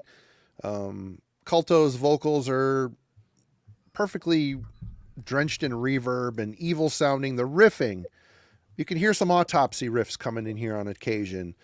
Super technical drum work. Fenris was a great drummer. He still is a great drummer. He can keep time perfectly. He was a technically proficient drummer in the early days. And of course, when you're changing the brand to be more black metal, you're going to strip that down, take all that stuff away. But this is a special moment. I love the cover artwork. Everything about this record is special. It does not look like a album cover from this time. It's a painting, I don't know. It's unique painting. The logo rules done by Tampa from At the Gates. I don't know. Everything about this record is perfect, and it remains a favorite for sure. Thoughts? Incredibly underrated album in Dark Throne's canon. It's sad. Dark Throne's fucking endless canon. Yeah. But like, I'm with you in that. Like, I would much rather hear them play something in that direction than whatever they've been doing for the past several records. And don't get me wrong, I actually like some of those. I like some of the like kind of heavy metal-ish ones during that run from I don't know, 09 through 13, somewhere around there. Yeah. And I can appreciate some of like the boring mid-paced black metal ones from the aughts. But yeah, where they're kind of now, where they're just kind of this amalgam of all these styles, but not really anything discernible. It's not working for me either, even though I keep trying. They took it too minimal. They took it way too minimal. Some cool riffs, but they repeat them so much. It's like, the new album is better. I would say the new album is a step in a better direction. All right, I need to tune in. But yeah, Soulside Journey, Jesus Christ, it's it's dark death metal, and that is something that is so hard to get right because so many people think it's just in the production, but it's not. It's just like that it's angular without being overtly technical, and just I don't know. There aren't other death metal records that really sound like that. I can't think of a really good comp for it. Right here, I don't think I've heard Soulside Journey from front to back. I think there's a lot of people like that. They just think Dark Throne starts and ends in the black metal stuff. Yeah. That album, Soulside Journey, Thanks, Wade. has not always had a great reputation. I feel like folks have warmed to it a lot. Blew me away when I heard it first time. I rarely heard people say good things about it. Say like in the early 2000s and stuff, people were really off that album for whatever reason. Well, Dark Throne talked so much shit on it for so long. Probably didn't help. Yeah, and I mean, I don't think in the early 2000s, I don't think death metal was cool again yet. So it just it kind of makes and if folks were buying it expecting to hear something similar to A Blaze in the Northern Sky, I get it. That would definitely be like, what the hell? Is this even Dark Throne? So yeah, I can see where people would get thrown off by that album. And I'll admit, it's not a personal favorite. It's not one I reach for very often. It's I think it's an interesting album to hear what they were doing early on. It's never fully clicked with me for whatever reason. I don't hate it, but yeah, I'm not as high on it as you guys are. But yeah, I think a lot of people have really warmed up to it, which is cool to see people revisit those albums and appreciate them more. It's one that I may get more into next time I play it. You never know. Mm-hmm. And really, I wanted another record in that vein, but if Goat Lord was the record that it was supposed to be, that album was very progressive, kind of wandering and boring. Yep. It wasn't the same. They kind of lost the spark, and I guess the change that came after was needed because I think they would have faded into obscurity if they would have put out Goat Lord with the proper shine in the production. because it was just kind of boring. Yeah. But Albert. All right. Well, since we're talking Peaceville Records in 1991 and Dark Throne Soulside Journey, I think it's only appropriate to make this transition go to Autopsy, Mental Funeral. Although I guess the riffs on Soulside are probably more Severed Survival than Mental Funeral. I agree. I think it's more Severed Survival, but yeah. But I digress. Mental Funeral, the one album art that sounds exactly like the album that looks exactly like the album sounds that we're gonna represent tonight for sure. It is just gross. It's a gross, wonderfully like everybody, I know that death metal is supposed to be like there's a subgenre of it that's like supposed to be super just gross and awful and just like deep into the bowels that some bands I think did an okay job of trying to harness, but nobody's ever really got the Autopsy thing down. But Autopsy, nobody. Agreed. Like who's the big Autopsy ripoff band? Like Abscess? Like, that's not fair. Yeah. And obviously it's like, well, no shit. But like I just can't think of any. Autopsy are so singular. Yeah. They're such a singular death metal band, and it is so, as you guys have seen for 35 years of history now in the genre, it is so fucking hard to be a singular sounding band, and they every time it's Autopsy. But yeah, Mental Funeral, man. I personally go back and forth between Severed Survival and Mental Funeral. I don't know which is my favorite. It really depends on the day at this point. Yeah. For years and years, because I skew pretty doomy and love my death doom. I think I went Mental Funeral, but I also think if I had to call it today, I'm probably leaning Severed Survival. But regardless, this record is again, my God, like Destined to Fester, in the Grip of Winter. Come on, Yeah, like this is a masterpiece of like everybody that like says everybody who didn't want death metal to become commercial. Here's your album. Just deal with this. This is an all-timer for me. So if you guys have thoughts, I'll gladly shut up. I would say that album, with this album, they got sicker.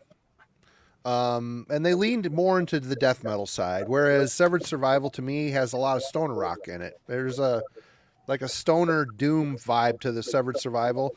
Mm-hmm. One thing I miss on this record is Steve DiGiorgio's bass playing. Fair enough, yeah. I really loved how he cut through on Severed Survival and Fiend for Blood. I just love you would get those fretless runs in there. Yeah, just kind of poke through and made it even more unique. But I love this record. It's really perfect. It's sick. It's twisted. It's great. I have no complaints. Alan? Yeah, I mean, the early Autopsy stuff is very singular. Even with all the, like you said, about all the wannabes and copycats over the years, Autopsy always still stands apart. And yeah, again, I got very tired of death metal a few years into the 90s because there was just so many clones out there. But Autopsy, you could find an Autopsy and always be like, no, this is the good stuff. This is the stuff that isn't just boring me with everyone trying to sound the same. So yeah, great stuff for sure. Alan, I'll be right back. Sure thing. Just adjust this for a second here. Okay, so death metal is obviously a big thing in 91. We're seeing a lot of that tonight. Black metal's resurgence is kind of a year or two out at this point, but there were a few things released. And the two that I came up with, I'll show one of them. Neither were from Norway, which was a little interesting. One of them was this, Running Christ, Passage to Arturo. Running Christ, again, was another one of these bands that was kind of reinventing themselves at the time. They had been more, I guess, of a hardcore band originally. I've never delved back into that, early stuff of theirs, so I don't know exactly what it sounds like. But, with this, they're definitely, starting to become part of that nascent black metal revival that was going to happen. Not going to claim this, as their best material of the era. It's not. I don't think many people would cite it as such, but I thought it was just worth bringing up, as an example that a few bands that was happening in the underground. As we're seeing, death metal's big in '91. Death metal's the thing for the hardcore metal fan out there. This was already lurking in the basement. And give it a couple more years, death metal would start to feel a bit commercial and bloated. And this stuff was going to rise up and be the new extremist of the extreme metal. There was going to be a loud noise made in Norway, and everyone was going to kind of turn their head and be like, oh, I'm kind of tired of this. I want to hear that now. So yeah, bands like Rotting Christ, we're getting some of the early releases out. There's another one that I'm going to be interested to see if either of you pull it. I did not, but another band, not from Norway, kind of got their debut stuff out. So the groundwork was being laid for black metal. We're just a year or two too early for the big releases, like we just talked about with Dark Throne. Dark Throne's still a death metal band in '91, but by the time the next one comes out, not so much. All right. Well, it's time to talk about Blessed Are the Sick. This album. There it is. I remember for about a half a minute being a little weirded out by how clinical and clean the production is, but I got over it pretty quick. Thy Kingdom Come. All the songs. There's a lot of interludes on here that over repeated listens in the years, like a lot of interludes. They get a little old, but the music on here is fantastic. Is it as perfect as Altars? Maybe not for me, but I was very happy with this record when it came out. I listened to it endlessly. I really have. It's Morbid Angel. I don't know what more to say other than this band was blowing me away. This is like one of my first bands too, getting into the heavier death metal stuff. I went to Michigan Death Fest 1, and I went there to see Sacrifice, and Morbid Angel was a headliner, and they were touring for Altars of Madness. So that was my first like holy shit moment.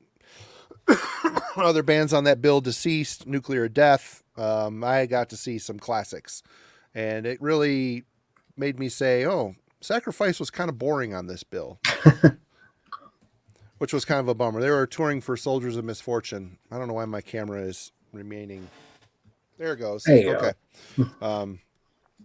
Anyway, Morbid Angel were an early favorite in the death metal sphere, and I love this record. It's a very mature, different record than what was coming out, especially with so many Swedish and German bands that were dropping during this time. They were very different, very American, very evil. I dig it. It was controversial at the time. I'm sure you'll recall the perceived idea that they had slowed down on the heels of Altars of Madness. But no, that's pivotal 91 release, and it really it's such an interesting second album for a band like that, and they never really do anything like that again.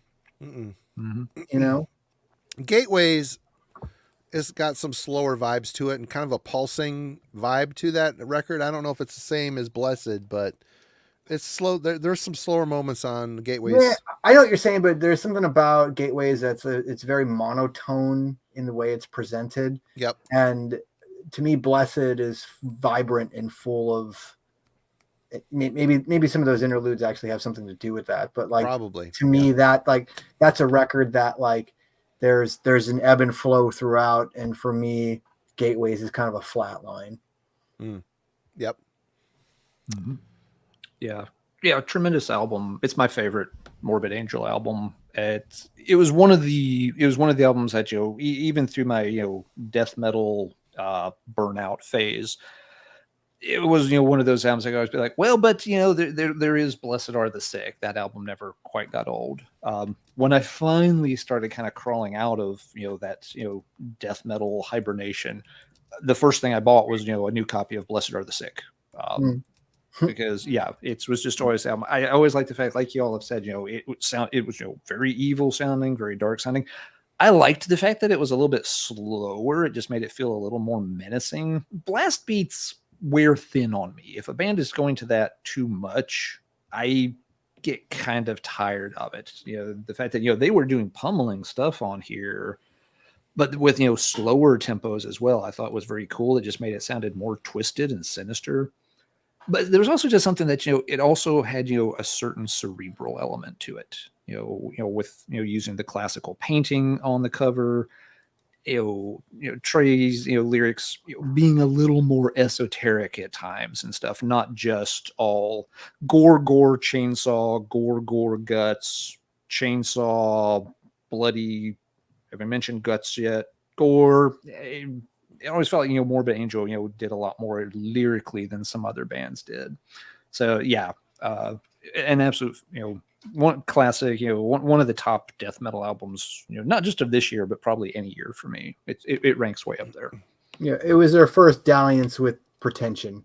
And that was still in 91. That was pretty rare in death metal. Yeah. So were mirrored cod pieces in death metal. I just mentioned that in the chat a minute ago. Yep. Yeah, photo shoots with scantily clad women in them. Also, it was also. Yep. But that pretension, in a way, I almost wonder in hindsight. Was Morbid Angel, were they already recognizing that the scene was kind of blowing up? Your really scene leaders will recognize that early on and start doing things to stay ahead of the pack. Yeah. They won't just churn out a generic album at that time. They'll do something different that not everybody may not like it. It may be controversial, but they'll change their direction enough so that they're not just lumped in with all the clone bands that have popped up in their wake. And I can't say for sure, but I wonder if Morbid Angel was aware enough that they're like, there's a lot of bands, like we've been talking, a lot of bands at Morris Sound and a lot of bands doing the same stuff. Let's make this a little different. Maybe we make it a little slower, and maybe we lean into that pretension a little bit to distance ourselves from the herd. Right. You see that in all genres. An album we haven't mentioned much tonight, but like it or not, Metallica was smart in doing that, with the Black Album in 91. I would not doubt that they recognize that thrash, that style of metal. Well, we've been there, we've done that. There's a whole lot of bands trying to copy us now. Let's just move on and do something different and stay ahead. And let's not become just one of the pack. Let's always stay a step or two ahead of the pack. I just can't believe that album still sells as like it sells. It's crazy. Yep. It's crazy. Was it? I heard like 2,000 copies a week, something ridiculous. I don't know. It's like, really? They don't have to, like they really don't have to do anything ever again. Like they could just. Oh yeah. I mean, have they even ever done anything like? Have they ever toured on the Black Album? Like, I mean, obviously they toured on the Black Album, but have they ever done like we're going to go out and celebrate the whole thing, the anniversary? I do not know. That's a good question. I don't keep up with anything they do, so.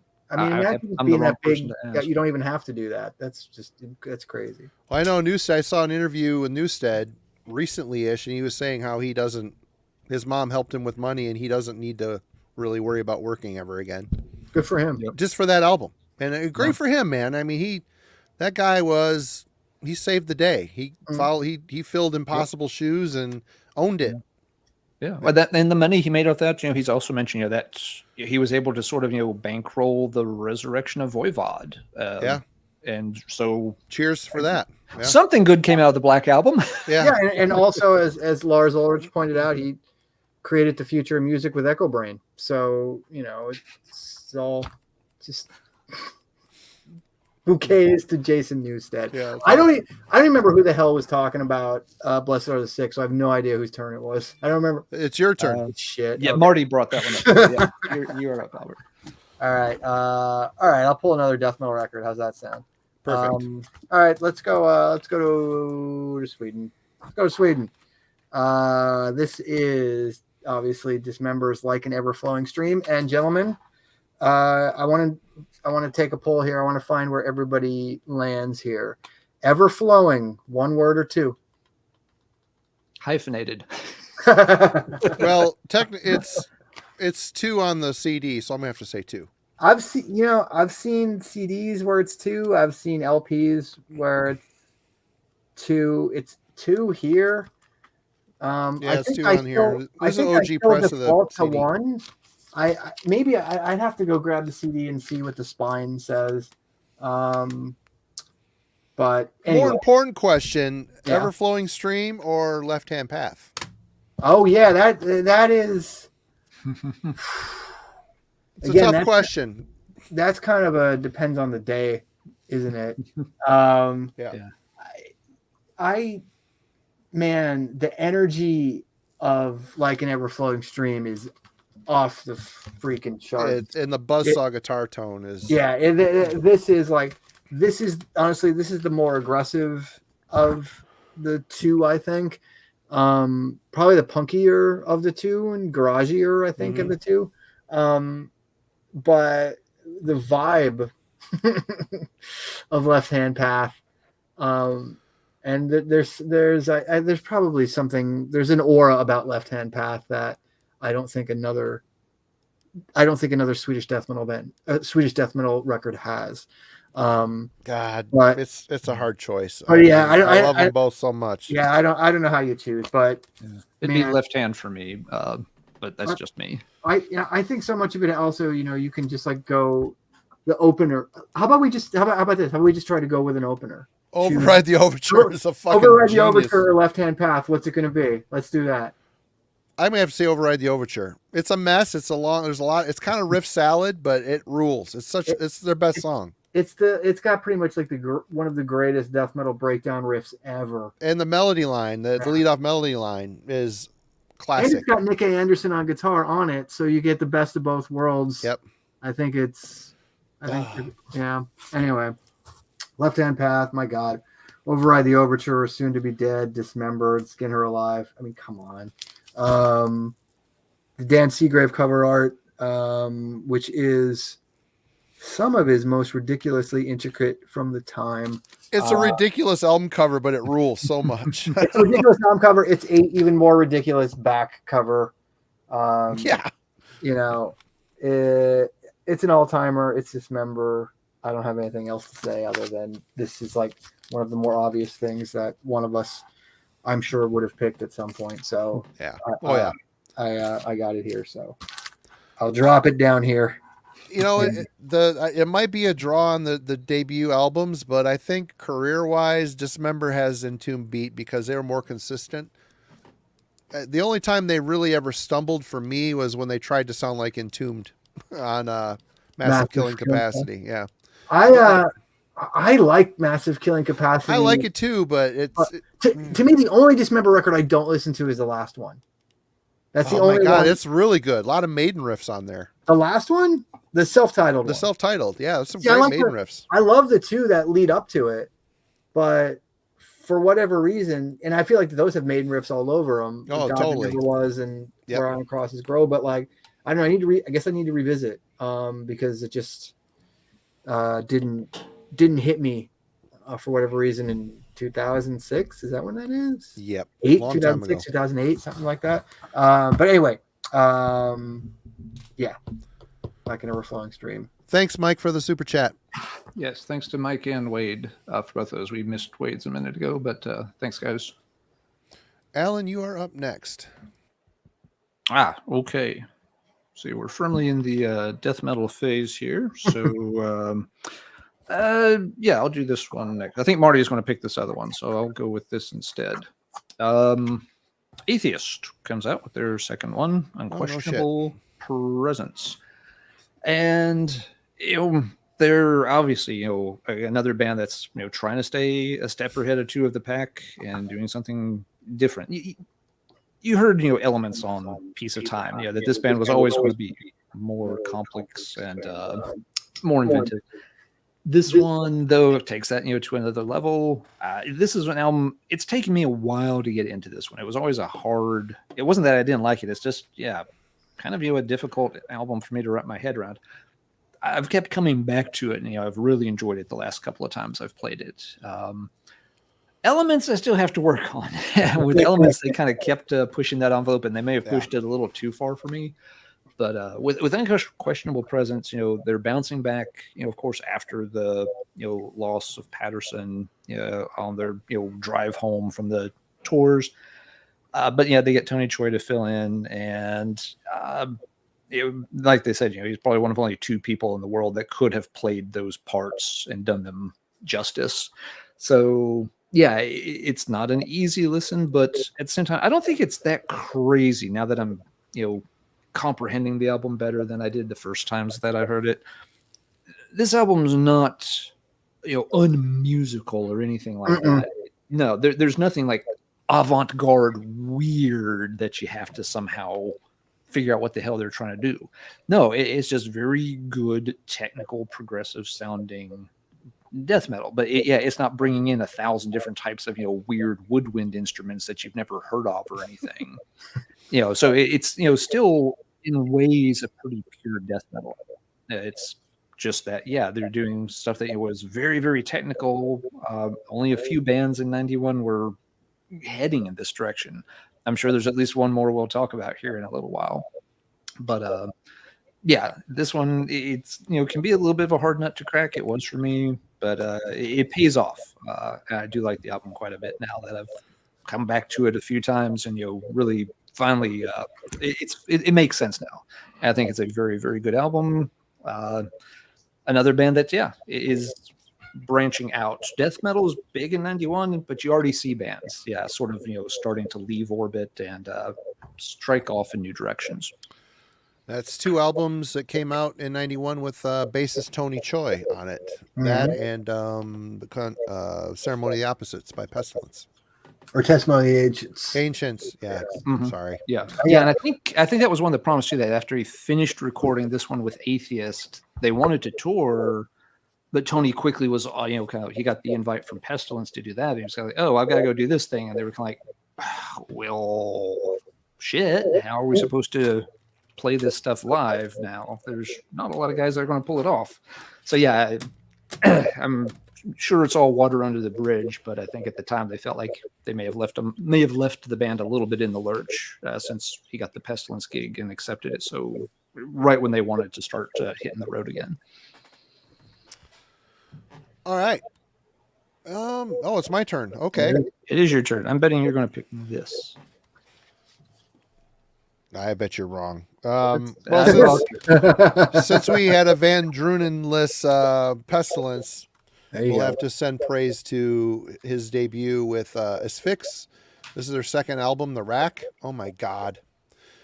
I would say as far as Death Doom goes, this is the most crushing and heavy out there. The way it's produced, you crank this up, it wants to rip your speaker cones apart. It's just that savage. The riffs aren't necessarily that technical. It's just the conviction in which they're played and the production. I love this. This album blew me away, and it's still my favorite from this whole era, especially of the European death metal stuff. And it's certainly my favorite from Asphyx, which is saying a lot. They put out a lot of cool records. Yeah. They struggled. They had some eras where they were struggling a little bit, but it's been solid. But I love this album. The Rack is just an absolute crushing Death Doom classic as far as I'm concerned. Heavy on the death metal, a little light on the doom, but slow, menacing, just absolutely crushing. And of course, Van Drunen, Albert, some people might not like his dehydrated, nasty singing tone. It just really fit perfectly on here. I think it worked really well. Great stuff. Oh, I love his tone. He is one of a kind. And I can't remember, maybe it might be in the Consuming Impulse Hall of Fame, where they talk about how he unlocked his vocals, because it's on the previous Pestilence record, he doesn't really sound like that. On Malefice, he doesn't really sound like that. More of So, a kind of like, yelling style. yeah, and like I guess it was like I guess they had heard Slowly We Rot, and everyone was blown away, and they were just like, why don't you sound like this? he was just like, he's like, you're right, why don't I? And he tried to figure it out, and he came, that's what he that you know, and what came out was the Martin Van Drunen as we know him, which starts there. And it's just like it's just an all-timer, man. It's an all-timer. It's kind of like the death metal voice that launched a million clone bands. I mean, a lot of this OSDM stuff, there's so many bands that are trying to sound like Van Drunen. That's a good point, Marty. Skeletal Remains is one of them. There's countless bands that sound it. You know, even Horrendous early on was sounding like Van Drunen. You know, That's true. Yeah. A lot of bands. You're right. He does feel like he's one of like the most copied vocalists in death metal. Yeah. Yeah. You do the part Chuck, part Martin. Oh yeah. Yep. Cool. All right, Alan. Wait, you showed the rack. It's Albert's That's turn. me. Oh yeah. Oh fuck, I'm sorry. That's all right. There you go. The long drinks are starting to kick in. Sorry. We'll keep the ship on course. We're all good. We're all good. We're gonna go. This is more based on Alan's last pick, because to me this is Entomb trying to make an atheist album. Yeah. I've never thought of it that way. But I still love it. I know it's a slightly divisive record for some people. I struggle with it. I know it was for the band too, in retrospect. Like, it was one that they didn't fully embrace for a long time. If anything, my biggest issues with it are probably the production and Nick's vocals. I'm not a fan of his vocals. No, Yeah. I don't think anyone is. I don't think he is either. But they're still like, I can't imagine LG on this record. I can't imagine Orvar from Nirvana 2002 on this record. I can't, you know what I mean? Like, it's just, this record is, it's got to be Nick pretending that it's that other guy. Well, he was so unhappy with it. He made the other guy take the fall for it. Right? I guess so. Yeah. But I mean, if you go back and like throw this record on, there are, you know, between like Stranger Aeons and Crawl and Evelyn, there are some just classic Entomb bangers, and it is, I mean, the playing is really, man, Nick's drumming in particular on this record, it's ridiculous. Yeah. It's over the top. It's really good. It's super tight, and I don't know. There is this kind of like weird aggressiveness, but darkness, and maybe this is in some ways not unlike Soulside Journey in some weird roundabout way, where it's kind of like this dark progressive technical thing, but still I think its flaws are kind of part of its charm for me. You know, like it obviously isn't Left Hand Path, and that's fine.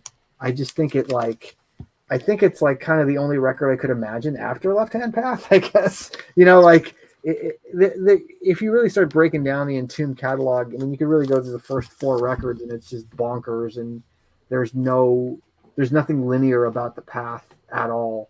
So it's kind of, this is a record I guess I'm kind of struggling to contextualize and articulate what it is about it, other than it's the second Entomb record and it rules. And it doesn't sound like anything else that they ever did before or after. True. So it's here it is. I can sing along with every single song on that album. I like it, but I've always been disappointed by it. And the vocals are part of it. The songs are just a little too obtuse.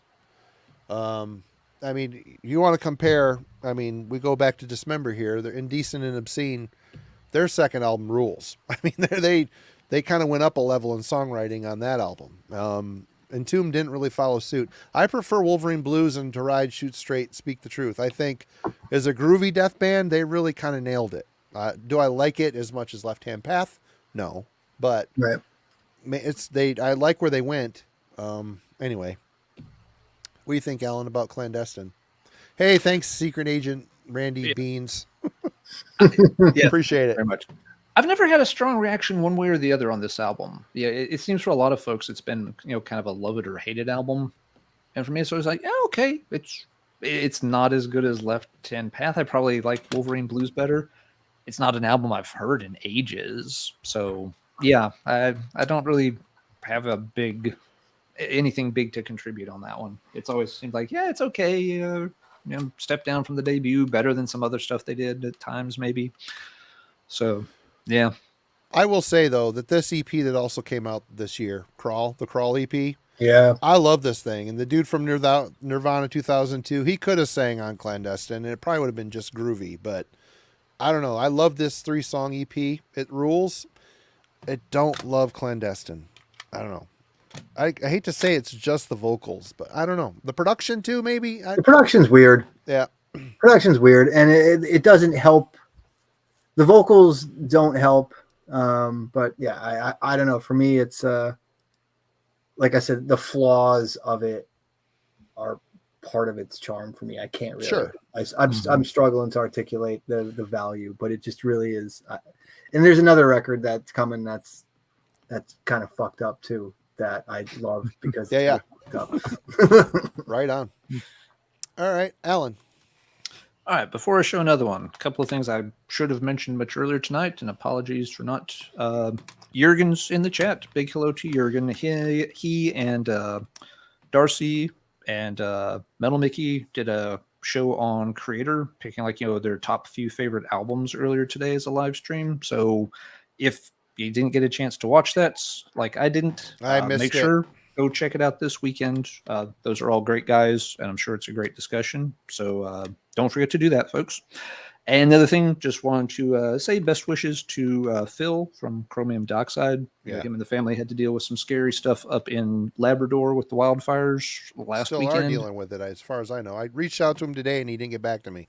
Yeah, I've seen him post a thing or two here in the chat on some different videos, so I'm thinking maybe everything's okay. It sounds like the fires got uncontained relatively fast, but yeah, Phil, folks are thinking of you. We hope you and the family are doing okay and that things will work out all right. So yeah, definitely some crappy stuff that happening there. He posted a very quick video about it on Chromium Dioxide if folks want to catch up on that. But Phil, once everything kind of settles down, when you get a chance, just please post something, update folks, let folks know that everybody's okay.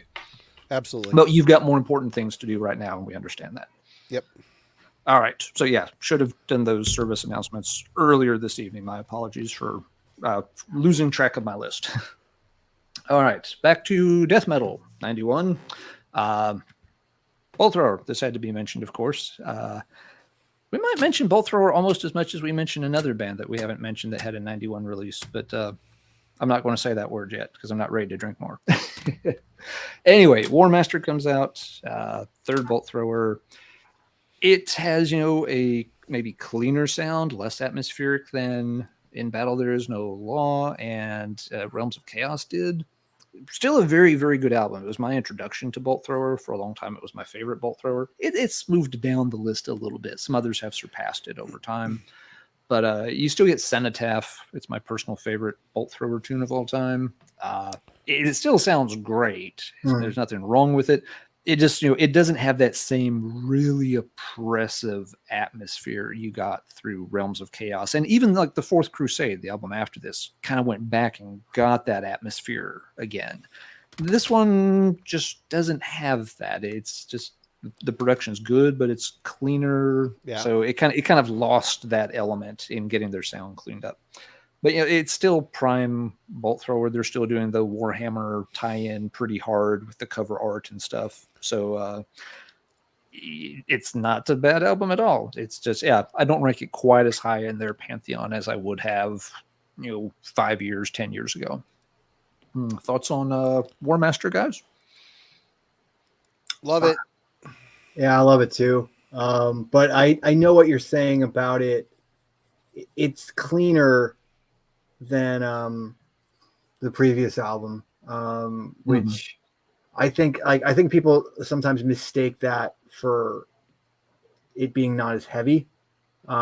They tuned up. Yeah, they did. Well, they tuned up because it's Yeah. like they were literally too low for Yep. it to work. Yep. So I think that probably just kind of gets people. But like to me, like, obviously World Eater is a signature song previously, and then Cenotaph. Cenotaph is kind of like this album's World Eater. Yep. So I mean, Bolt Thrower, you can't go wrong with any of it really. So fully endorsed. That their segment on the Hard and Heavy Grindcore special video is one of my favorites. Yeah. And I associate that album with that segment repeatedly in my head. So it always brings a smile to my face. So I'm happy to see Bolt Thrower here. I gotta say though, I love all this. I love most all Bolt Thrower, except when For Victory came out. That's one of those albums that anytime I want to listen to Bolt Thrower, it's that album. It's perfect. It's a perfect riff album. The way it's composed, from the opening salvo to the howitzer detonation at the end. Oh my God, chills! I still get chills listening to that record. It's War super Master. catchy. Yeah, War Master is a sign of what's to come. You know, they tuned up, I don't know, to D or something. I can't remember what it was. all the way to D. Well, they were like A or B. I mean, that early stuff, you could tell they were struggling with intonation and shit, but that was part of the charm, you know. Mm-hmm. But love it. Bolt Thrower, great stuff. And I guess, all right, Marty, up it's all you. next. What's up? Well, I have a couple ways I could go here, but we're going to show this one because this one was a big deal for me. Into the Grave by Grave. Knew you'd pick it. Yep. The whole Century Media thing. These guys were simplistic. They weren't maybe as technical as Entombed or Dismember, but it's just great Swedish death metal. It's just great. Super catchy riffs, super catchy songs. Love the vocals, the whole thing. We said on here before, this band got back together and not really anybody talks about Grave anymore. It seems like in the day they were kind of on everybody's lips here and there. Same kind of with Unleashed. I don't know.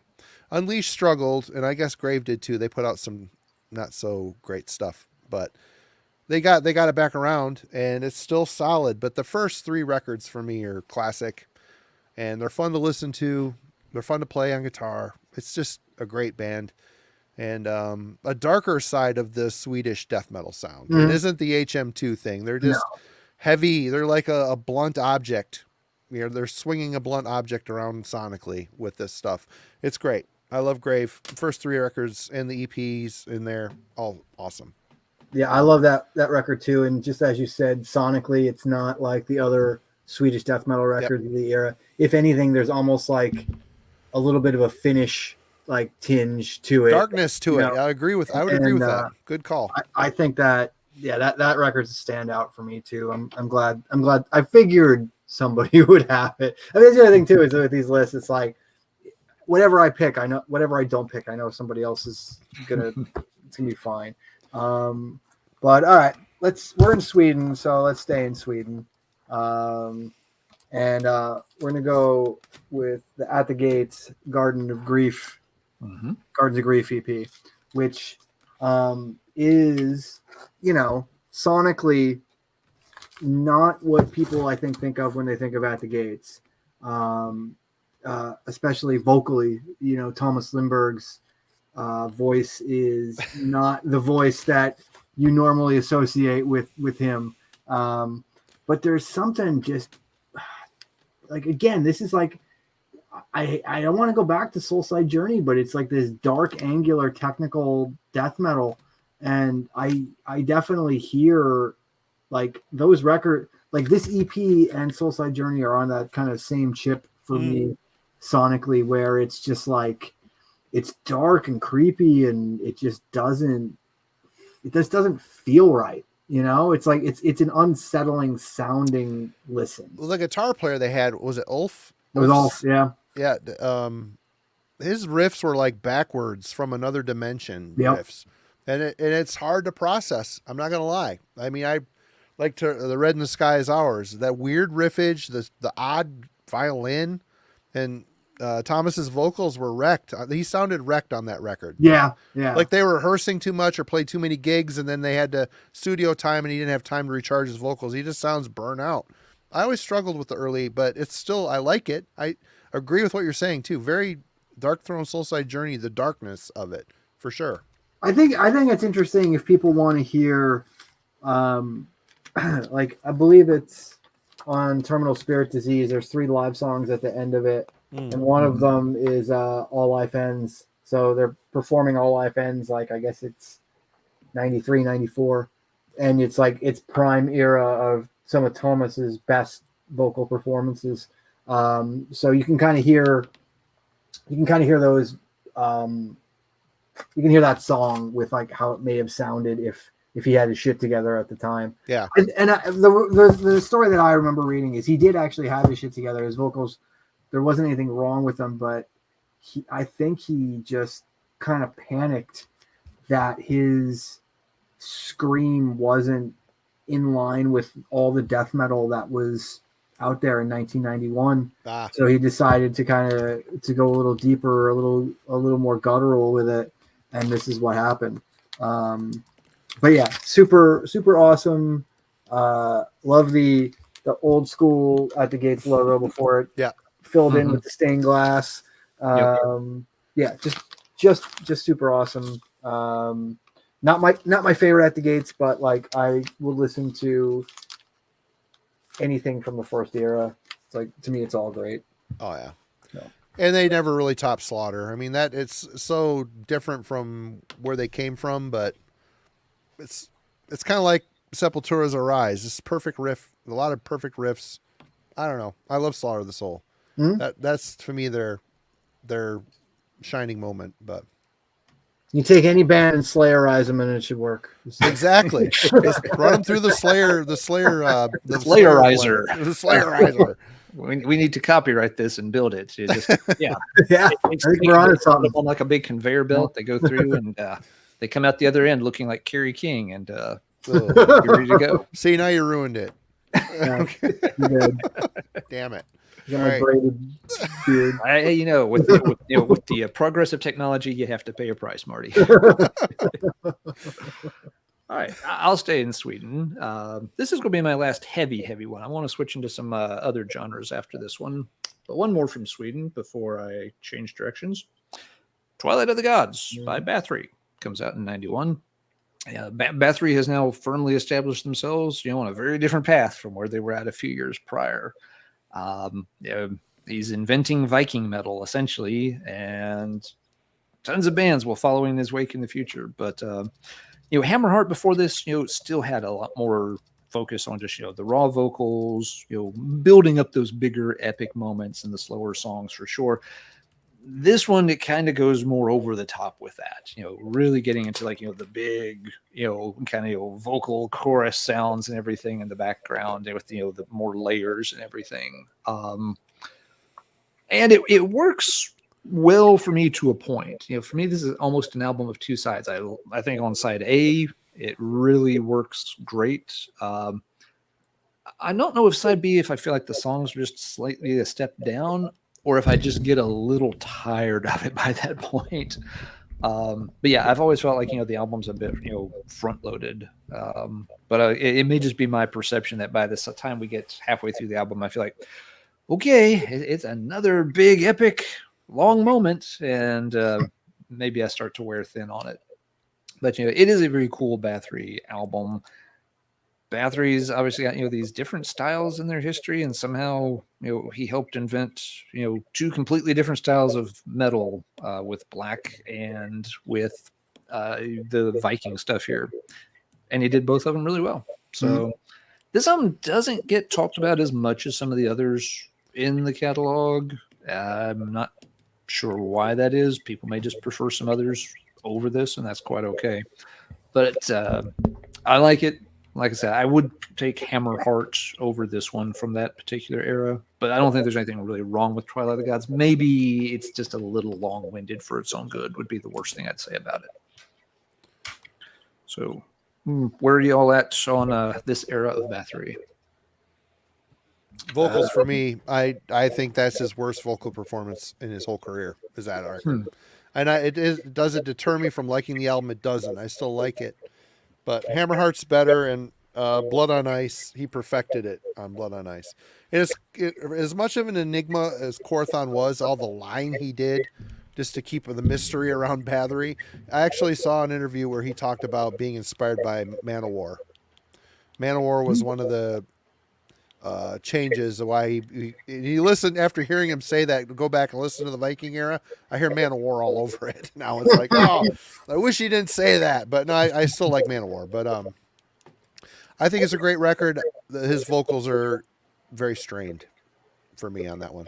I think that's a pretty diplomatic interpretation. Yeah. I think pretty strained is maybe an understatement for me. I don't know, man. I think personally I'm kind of checked out by then. But that's not to say I don't see the appeal musically of what he's doing there, but yeah, that there's just some things you just can't like you just can't get past. Like somehow I can get past Nick A. Anderson's vocals on Clandestine, but I'm not there with Korthon. No. Yeah, he's definitely trying to do something that's out of his range here with this big grand epic sound for sure. Yeah, which he nails it on that last song, that classical song at the end, that cover he did on that. I love that. I love the ending of it. His voice isn't great, but he's trying. There's a lot of heart there. I think that was a cool ending to the album. But great. It's a good record. I wouldn't say it's my favorite from him, but it's good. I wouldn't either. Yeah. Yep. But yeah, so that'll be my last from the more extreme end of the metal pool. But let's see what Marty's got next. All right, man, this is such a classic. Dawn of Possession. No. God, this record. Oh, I completely forgot this came out in '91. It Immolation still sounds like Immolation through their whole career, but they really didn't sound like this again. I mean, even the album that followed this up, Here and After, it was more complex, darker, weirder. Here, the songs are just great. Definitely inspired by old school death metal because that's where they came from. Yeah. There's a big, sorry to interrupt. There's a big gap between those two albums. It's like a 5-year, about a 5-year gap. So they had a long time to not sound the same. It's 96 for Here and After, man.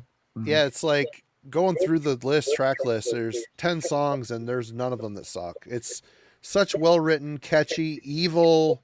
Ross's vocals, I mean, he remains true to himself as far as his vocals. His vocals really haven't diminished. I mean, even seeing him live, he's still really packing a punch with his pipes, which for this style of music, it's kind of rare. I don't know. I really love this record. I think it's probably their best, although surprisingly later era, the Atonement record, holy shit, what a great record that is. That came out right around the time the first Decibel Metal and Hardcore Beer and Metal Fest started. Yeah, that's right. And that I bought it from them our table was next to their table, and I bought it from them, and we listened to that thing all the way home. They did something a little bit different with the sound, and great record. So I mean, they're still putting out killer shit, but this is a classic American death metal. Yeah. Ross's voice and his hair have persevered. He's the Crystal Gale of death metal. Crystal Gale of death metal. That's right. That is 100% accurate. All right, my turn. Jeez. Okay. I don't have anything left that isn't extreme. I'm sorry. Don't be. Cool. Me either. So, all right. I'll cover the other stuff. No worries. Oh my God, dude. This should be pretty obvious. Yeah. Although I meet people who feel that this is a transitional album, and they're probably not wrong. But at the same time, I think there was a very specific path on this album to being a bit more technical and progressive, and as Jeff Walker has told me, he sees this as their And Justice for All, which I think isn't actually a really good way to look at this album. Because I meet people who don't like Injustice for All also. But I struggle with that album, but yeah, that's fine. That's totally fine. I get the struggle with that album. And I get the potential issues with necroticism because it is so. I mean, the songs are long as fuck, but like at the same time, they don't feel long. At the same time, yeah, like the singles are two of the catchiest death metal songs I think ever, like Corporal Jigsaw Quandary and Incarnate Solvent Abuse. I mean, those they're as catchy as Heartwork or Buried Dreams or No Love Lost. They're just a different presentation as far as I'm concerned. But yeah, this record is them sonically, like, I think really the first time in their career kind of exploring some space. It isn't just a complete shitstorm of grinding death metal like the first two are. And obviously, with symphonies, they got a bit more melodic, and obviously the production is a billion times better than Reek is a tough listen. Reek is a mess, but like you can tell, like the jump in playing and performance, even from symphonies to this, is pretty remarkable. And I know a lot of the music was written before Amott joined the band, but you can hear what he brings to the table here that that maybe they couldn't have quite executed with something like symphonies. But yeah, everything about this, I've read the stories in depth of just even the album art, like how that this is pre-Photoshop. So this is them taking they shot these photos of them in various states of distress, printed them, went to the veterinary office of Ken Owen, dad, who was a veterinarian. Right on. Laid this stuff out and had a photographer take a photo. Like, that's Ken's hand with the hammer. That's Jeff Walker's hand in the garbage can. And I can look at this, and to me, it's I see that, and that's so cool. That's just and I didn't know any of that shit at the time. I just looked at it, and I would just stare at this cover art and just be like, this isn't like any of the other death metal albums I had, and it didn't sound like any of the other death metal albums I had.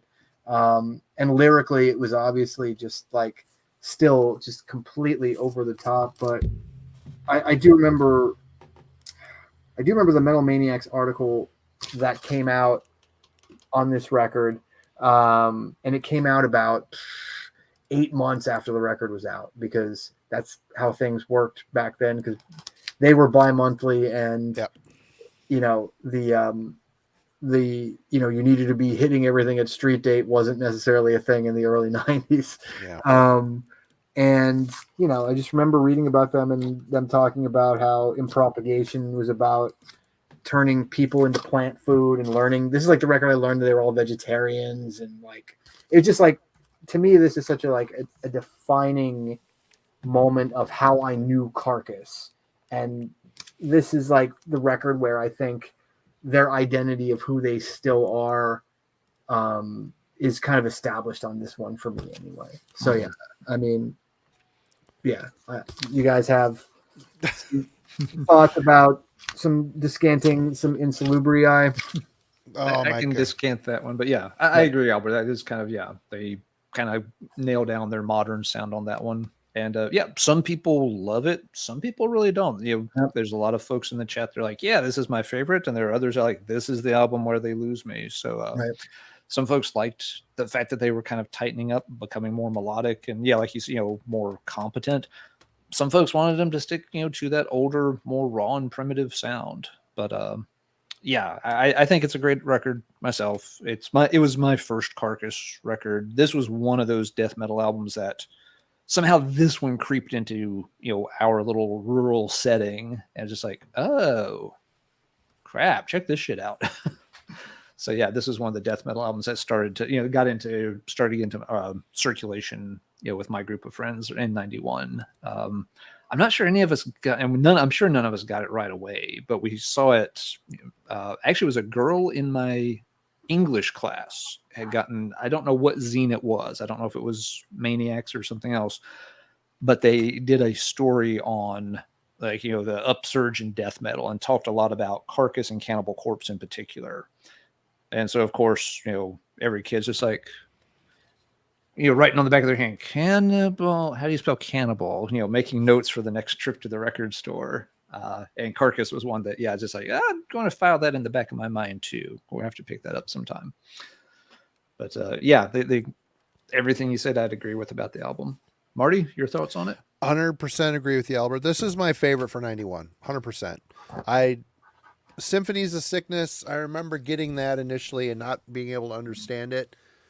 Years and years, many times spinning it, it finally, once it unlocked, it was like, oh, the aha moment. And I worship Symphonies of Sickness, but man, there's times where this might be my number one. I don't know. They refined the style a little bit. They got a better production. Even the interludes don't bother me. They become part of the song. Interludes rule. They're rule. Great. And I'm getting my air guitar warmed up, and I'm saying, word for word going through the interludes and shit. And I think this is Carcass at their best. I really do. I think they evolved past symphonies just a bit. And as far as being a transitional record, I'm sorry, I don't hear a lot of Heartwork in this. I hear some. Heartwork, I like that record. Don't get me wrong, I like the record, but it does not. They evolved out of the name Carcass. The word Carcass on top of an album like Heartwork, it makes no sense to me. It makes, they sound like more Swedish. I mean, obviously the Michael Amott influences there. They sound like a Swedish death metal band at this point. And I like it, but I don't love it. It isn't this. I remember being disappointed by Heartwork. I know every song, every note on that album. I studied it. I worshiped it. But I've listened to this album so many times, in my own band. I'm writing riffs sometimes and loving the riffs and realizing as the song is unfolding that, oh shit, these are Carcass riffs almost. It just shit becomes part of your DNA. You rip stuff off subconsciously sometimes, especially on our first album. There was a lot of Carcass riffs on there that, and really, you look at the back cover of this. Oh man, it's horrific. Yeah, it's gross. And you don't tell me that if that was slapped on Heartwork, it's not the same band. They lost the gristled nature of the logo. I hate to be the logo guy, but I always hated it when bands change their logo. We're going to take this cool logo and make it into a font. God, that sucks. It sucks. But Necroticism is a favorite. It not only was it a favorite of 91, it was a favorite of 92 for me, and 93. I had a hard time, and I could put this on right now and just be like I'm hearing it for the first time. I love it so much. Never gets old. Well written, great album. I like Carcass post this record, but Heartwork was a bit too fancy for me. A little too fancy. That's fair. Yeah. And I think a lot of bands, do, especially in extreme metal, you can grow out of that name that you thought was super cool, when you were starting out. Well, it fit their aesthetic. Chuck it did, but Perfect. Chuck, of course, was really sick of the name Death long before, the last album came out. I gotta wonder if Horrendous, is maybe having some regrets about, that name choice, considering the direction they've gone in. Rotting Christ, has lost a lot of opportunities over the years because of that name. They've really, a lot of, bannings, not being allowed to play in places. They might have. But that's also a good selling point too. Oh, we were banned because of our name. You could use that as a marketing tool as well. You can, but for the style of music, both those bands, all of those bands have gone in. The name isn't reflective of what they sound like anymore whatsoever. So yeah, it's going to happen sometimes to bands in these kind of genres. All right, Alan, you're up. Great pick. Great pick. It would have been on my list. But it's my number one for the year. We all were going to make sure that got covered for sure. Great. All right, let's. There was stuff happening besides death metal. Apparently I'm going to cover that angle for us tonight. And I'm happy to do so. I knew nothing else but death metal back then, really. That's okay. That's okay. One that came out in '91 and clicked really well for folks. Kind of got some interest back in this band was Motorhead. Oh, that's a great album. Yeah. And it is. It's a great Motorhead album. It's got a great sound to it. It's very energetic, very kind of punchy. The songs just really click. They're very fun, very vibrant. You know, it's not like Motorhead had ever gone away through the 80s, but you get into the later half of the 80s, after they were off of Bronze, they were on different labels, different lineups. Orgasmatron's an album. I like it a lot. It has a different kind of production and sound to it that some people don't like. The rock and roll album, some people like, some people are not as much of a fan of that one. But yeah, this one just feels like a very fun Motorhead album. It does what you want Motorhead to do. It's loud, kind of obnoxious, but it's got a great set of songs just to party it up to whatsoever. Oh, yeah. It's also got a weird thing. The last song is perhaps the first Motorhead ballad. Maybe there's one on an earlier album and I'm just blanking on it. Folks in the chat, here's a great time to correct me when I'm forgetting something. But, the title track, 1916, is the last track on it. And, it's this very slow, somber song. It's sad, yeah. And it is so sad. I mean, it's, Lemmy, it always, it's taken some shit, for his interest in wars and stuff like that. And it was more of an academic sense. He wasn't a fascist or anything. But, this song, it just, very much kind of just drives home what it's all about. A bunch of young guys get sent off by somebody else and put through a fucking meat grinder and sent home in a box. And it just, very simply and poignantly makes that point. And it's such a somber way to end an album that up to that point has been very rockish. I mean, you've got, I'm So Bad, Baby, I Don't Care, Going to Brazil, The One to Sing the Blues, all of these, very high energy songs driving along. And it comes down and just it leaves you on that moment. It's a very kind of emotionally draining way. It's brilliant. It's brilliantly done. I don't think anybody saw something like that coming out of the Motorhead camp. So yeah, a very strong album in their catalog. A lot of folks rank it pretty highly.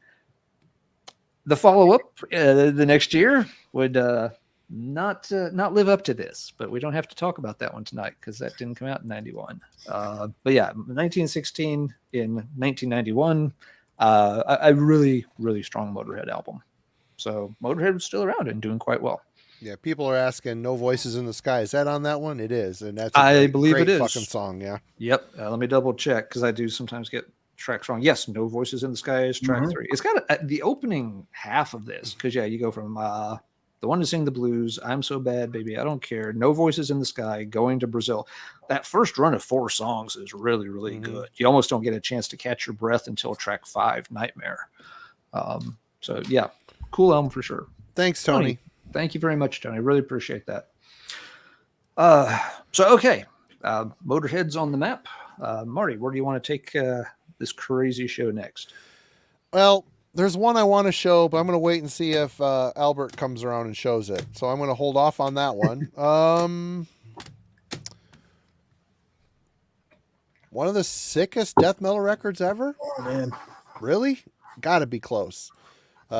Absolutely sloppy, absolutely filthy, nastiest guitar tone. They don't go the Swedish buzzsaw tone. It's a different sound. It's the meat saw in the slaughterhouse, perhaps. Sound guitar, super perverted, nasty lyrics. I really, really enjoy the first 2 Pungent Stench albums. After this, they get a little too perverted and weird. Yeah. And a little more rock and roll at times. I don't know. It's just, but this for me, it's just very searing, sizzling production, but somehow it works so well with this. And that picture is actually the artist cut the head in half and then fashioned them. So that's the same dude kissing himself. Yep. But I've always loved this record. This and For God Your Soul, For Me Your Flesh, classic. Austrian death metal. Of course, they're kind of brothers with Disharmonic Orchestra, though. That band's a little more sophisticated. I do really like that band as well, too. So, Austrian scene, very killer. And this is a very good album for 1991. Sounds nothing like what's going on at the time. It doesn't sound like the German death metal bands like Morgoth, which is on my list. Doesn't sound anything like the Swedes. It's its own thing. It's its own meat grinder, so to say. And classic. I mean, you talk about how they got in a more rock and roll direction, which is true, but you can hear that even a little bit on like You can, for sure. Sick, Bizarre, Defaced Creation, right? Yeah. Yeah. Like that's like those riffs are there. Like they're dirty. They're a dirty. They're a dirty band. But I'm thinking more like the song Why Don't the Bodies Fly on that EP with the girl naked with the Oh right, boobs. the psychotronic beats and whatever it's called. I mean, I like that EP, but it's like this is so bizarre. Yeah. It's just not the same. They kind of changed after that. All right, Albert, you are back, sir. I'm back. Anybody? I'm sorry. Did anybody else? Alan, do you have anything to say about Pungent Stench, or are you good? I've never gotten into that band. It's one I need to revisit. I haven't heard it in ages. They may have. I didn't get the joke, or it just didn't click with me when I heard it back in the day. It's just filthy. Yeah. It may have just been like it may have been. Sometimes that kind of thing can hit me as a little bit too gimmicky in death metal when bands get a little too splattery, gory. But it's been in the back of my mind that I should give that album another chance for a while now. Just hasn't made it back onto the playlist. That's the one. That's the one. If you're gonna go anywhere, I would start there. That's the one I'll check out when the day will come and it will float onto the YouTube playlist, and we'll see what I think of it now because it's been 20 years or more since I gave it a chance. Okay. All right. Well, I'm gonna go with something different. I'm gonna go with an EP for the next thing, which, as Alan talked about earlier, also kind of doubles as a compilation LP that goes by the name of Death by Manipulation. Yep. But for me, it was the tracks from the Mass Appeal Madness EP from Napalm Death in 1991. I mean, basically, as the story goes, this is the last studio recording with Mick Harris.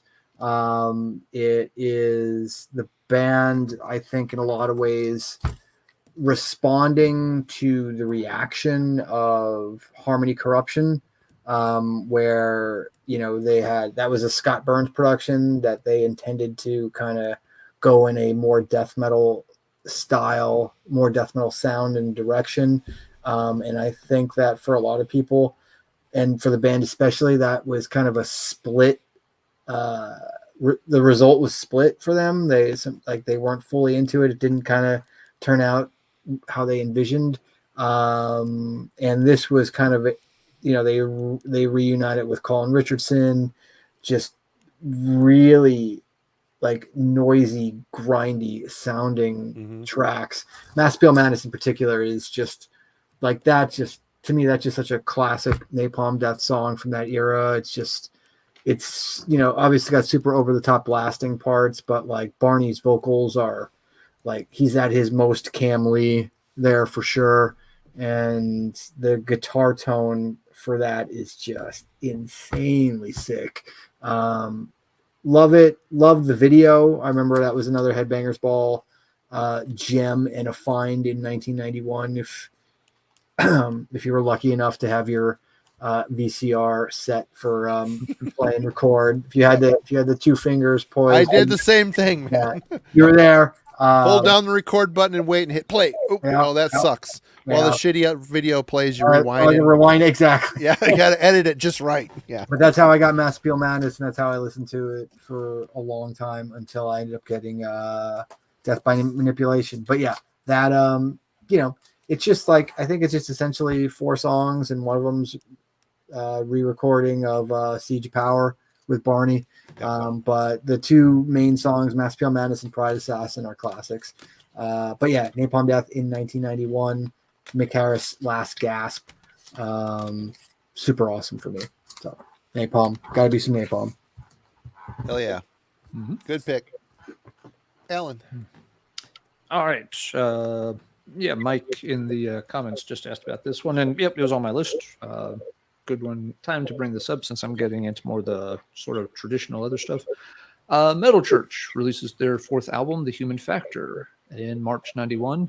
Very good album. You know, Mike Ho's established as vocalist by this point. This was another one that got a ton of love from Headbangers Ball early in that year for the video for Date with Poverty. Showed up, you know, pretty much every weekend on the ball. Very fun album. I think it was a step up from the previous album. I liked Blessing in Disguise, but I felt it was very front-loaded. There's a couple of songs on it that were classic, and then the album just kind of kept going. This one feels a lot more even throughout. I don't have a physical copy anymore, which is why I'm just pulled it up here on the phone. But yeah, another solid album from Metal Church. This was one of those bands that always felt like they should have been a little bit bigger, but people had a hard time. They always wanted to put them in with the thrash bands. And they were not really a thrash band. They weren't really a thrash band. No, they weren't. They just needed to be in more of that traditional classic heavy metal field, but that wasn't a very popular style at the time either. So they were always, you know, just kind of in the wrong box. If I've got one complaint about the album, there are 3 songs in the middle: In Mourning, In Harm's Way, and In Due Time. Now, I don't mind if you have 3 songs on your album that begin with the word "in." Dude, you just got to be put into them back something. to back to back. For God's sake, come on! You got to be into something, Alan. Come on. You can space them out a little bit, or at least have a couple outs in between. Yeah, give us an out there, or just put an instrumental in between, so something. That has always stood out on that track list to me. It's just like, who thought it was a good idea to put these 3 songs back to back to back with those titles? It's just like, or change the title of one of them. You could have changed the words around a little bit if you had to have that sequence. But yeah, this also, you know, Metal Church, you know, kept going after this. Metal Church was another victim, though, of, you know, the change we saw in style after this. Metal Church would do other things, but they were not going to be. They always kind of, like we said, struggled for a little bit of visibility because no one quite knew what to do with them. That problem only got worse after this album. So, wasn't there? What's the record after this? Hanging in the Balance.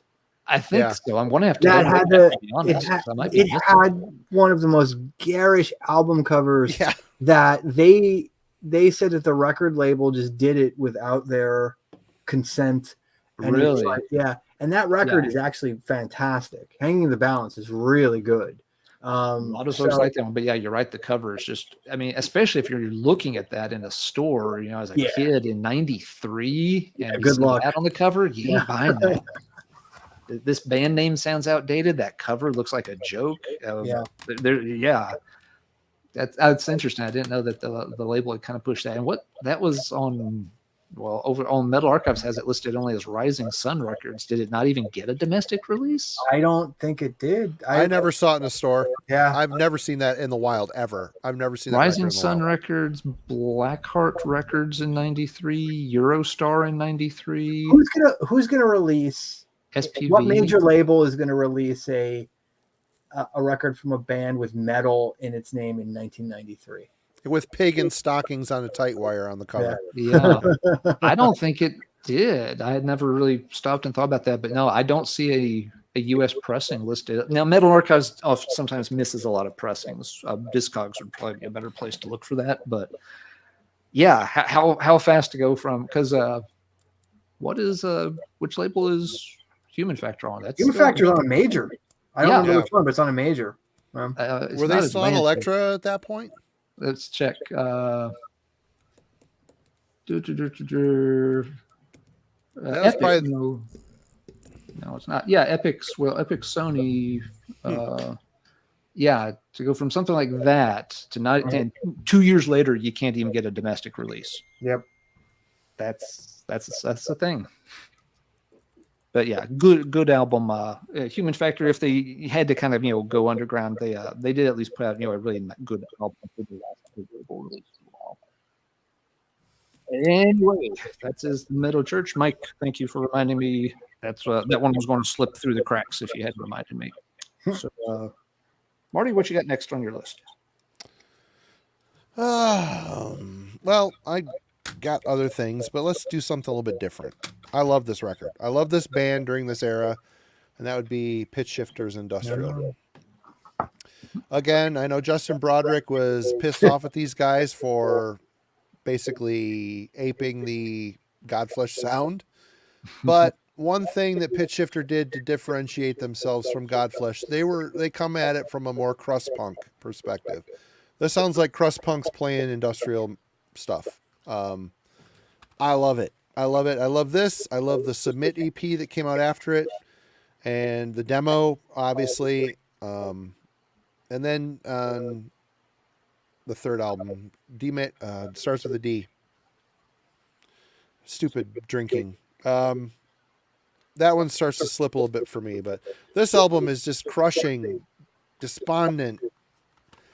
I love the fact that they don't hide that it's a drum machine. They lean into it. It's just churning, cold, and then you put, pitch shifted vocals over the top of it, and it just, you could tell just by listening to this that someone in the band's got dreadlocks. I love that. that might be a mean thing to say, but I love it. I love it. It's just got a crust punk vibe to industrialized metal vibe, and it was on Def Records. Yep. Vile Music. It's a division of Peaceville, right? Yeah, it essentially was Peaceville, but like the first At the Gates is on Def Records. Yep. Red in the Sky. This is a favorite. I dig it. It still resonates well for me. Submit, their EP is the best they did, but this is a great start. Again, if you're into Godflesh, it's like a crustier Godflesh. Yeah. I didn't think anybody here would have that on their list. No, but It's good shit. It's a good choice. It's a good choice for sure. Yep. Yeah. Fun stuff. Folks in the chat are happy to see that one pop up for sure. All right. Well, since we're talking Peaceville, I feel a little odd going back to this because the last time I was on the show, I talked about this record, but I'm gonna at least talk about it in a different format this time. Okay, that was the one I was holding out for because That's Albert's. I didn't see it on your initial list that you sent. So yeah, I'm sorry. It was on. It's like I couldn't possibly like do a list of from 1991 and not include Paradise Lost Gothic. Yeah, I have never seen that version. Cool. The picture disc. Yeah. Yeah, man, picture discs all the rage back in 1991 apparently. But yeah, I think everybody here probably, and everybody in the chat, everybody watching, I would assume knows number one who Paradise Lost are, and then number two the Gothic record in particular. But it's just such a landmark of extreme music. It's a landmark in death metal history and doom metal history, death doom history, whatever you want to say. Gothic metal, whatever the fuck you want to call it. It's I mean, for me, I don't want to disparage the great Tom G. Warrior, and I would never do such a thing. But for me, like what Into the Pandemonium was stroved to be, this is what it like. That's a good point. Like this is what I wanted it to be. That Right. it became, and again, it's the death metal generation. It's the death metal generation reaching outside the genre in ways that the bands had not done to that point. So yeah, for me, like I don't need to go into the songs. Everybody knows Gothic, Dead Emotion, The Painless, Eternal. They're just all part of the DNA of, I think, pretty much anybody who is into this stuff back then. Do you guys remember when Peaceville was a big fan of like etching little notes on the vinyl? Oh, that's right. Yeah. So I'll just read you I'll read you what's on Gothic, because this is also on the regular like standard LP. Oh, they put the same thing on there. Cool. Yeah, it's the same thing. It on this side, it says side A. It says, "Is Nick Holmes the new Andrew Eldritch?" ? And then on the B side, it says, or just the new Messiah? I'll leave Gothic. I'll leave Gothic there again. Eldritch probably would have taken issue with both of those comparisons. I would say, yeah. Anyway, yeah. Marty, if you want to chime in on Gothic, I think that album is what Into the Pandemonium strived to be, and I think the biggest impact that Into the Pandemonium had, as big of an avant-garde piece that Celtic Frost themselves thought they created, I think what it inspired was way more impactful than that album. You don't start off your album with Wall of Voodoo cover. I'm sorry. And then there's this, I think there's a handful of great songs on Into the Pandemonium, but it was largely a swing and a miss. A close. They came so close on that record. They finally got there with the last album. Jesus Christ. Monotheist. That to me is their work of art. I think they finally got there Into the Pandemonium. What they thought Into the Pandemonium was, I think they finally achieved it on Monotheist. But, bands like Anathema, bands like Paradise Lost, they got, I think, the vibe on Into the Pandemonium and did something really cool with it. I think they went to where Celtic Frost wished they did. But that could be just me, connecting a lot of dots. But I love the record. And this is the first Paradise Lost I heard, was this. And someone mentioned that grindcore videotape, the interviews from this era. God, what Nick and Greg standing there talking about how they worship Venom when they were kids, and it's just cool. Such a cool interview, such a classic era. Love it. What about you, Alan? Oh yeah, it's one of the absolute cornerstones of the whole Peaceful 3 sound. As we talked about last time, it's now I didn't get to hear for years and years afterwards. It just never would show up in my circle. So I got introduced to Paradise Lost with the next one, Shades of God, and followed them up from there. But Gothic, it just took a long time before I was able to check that album out. So I've never had the same emotional attachment to it that a lot of folks do, but it's absolutely a cornerstone of that whole scene and that sound. It's another good example of what Albert brought up earlier, with some of these bands pushing these genres into the 90s, giving them a new spin on things, and establishing something that was new and sounded very original, and it was the music for a new decade. Yeah, One in Their Pride and I Won't Dance is another song I struggle with on that album. Anyway. Alan's next. Sorry, I'm in a... I got you. I'm in a vortex. I'm in a long drink vortex right now. Everybody's got to back each other up at this point. Yeah, we won't let you hit the guardrail, Marty. We're all good. We're all good. I've been worse. Let's see. Next up, now... Thank you. Here's a fantastic album that got no attention in 90. This didn't get attention in 91, whether it came out in January, June, or a week after. Never mind. It got no attention, and it's a shame because it's a great one. In Florida, it wasn't all death metal. Iced Earth was happening, and they released their second album, Night of the Storm Rider, and it is a fantastic piece of U.S. power metal. Love the cover on it. This is an early Century Media already kind of taking a chance on a band that obviously was great but did not fit into the American 1991 metal scene whatsoever. It didn't fit into their death metal aesthetic at that time either. Didn't fit into Century Media's the image that label was building for themselves. This was a real outlier for them. I think it worked out well for them in the end, but this was a band that was, struggling to find an audience, and it's a real shame. It's their second album, and it's a bit of a concept album. So, they were not just, pushing themselves in terms of, writing songs, getting better. They bring in a new vocalist here. But, really pushing themselves, to do something special with the songs and connecting them together with, kind of a loose storyline. It's a very little thing. I always liked the fact that, the guy they've got on the cover, he's not wielding the typical sword or anything, but it's actually just like a short, one-sided axe. I think it makes for a tighter composition on the cover rather than having, a giant sword going off, towards the edge of it. It's fantastic. The band sounds, very angry. It's got a very dark tone to it. The playing is extremely tight. It's a band that's doing great stuff and are pissed off because no one's paying attention to them. This is one that I discovered not until 92. Somebody, the DJ on the local college radio show, played it. And it was immediately, on the line, just like, who was that band? Play that again. Play another song off that album. Play more of that, because it blew me away. And it took a while to find this. None of the local stores had anything by them. I eventually I dug around for a couple months. I found the first album before I found Storm Rider. But yeah, this is Iced Earth, really in their prime early on.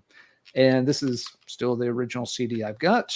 And the inside corner in the booklet is still wrinkled because my buddy Matt spilled his Coke on the table and had the booklet out. And so it's a little discolored in the corner. Fuck, Matt? So Matt, yep. Matt and I go way back, and great friend for many, many years. But you spilled Coke on my Iced Earth CD booklet, man. What the fuck? There's no real understating how big that band. They like the Dark Saga era and Something Wicked This Way Comes. Century Media was 5 years later, big 6 years later. Yeah, this band would be huge. But these early albums, were very, very overlooked. The band had a very small audience at the time. But hey, they got there. I don't like a lot of that later stuff, but that's just me. It obviously went over well and did well for them. So, Night on the Storm Rider, Burnt Offerings, the self-titled debut. That's my era of Iced Earth. The songwriting is really special with some of that Iced Earth stuff. And John Schaefer's right hand, his downstroke picking hand, is just some of the tightest in metal. It's sick guitar player, 100%. Yep. All right, Marty. I've got to grab one more that somebody in the chat asked about, so I'll be back in just a moment. But I want to see what you pick next. All right. Well, we'll do this. Morgoth Cursed.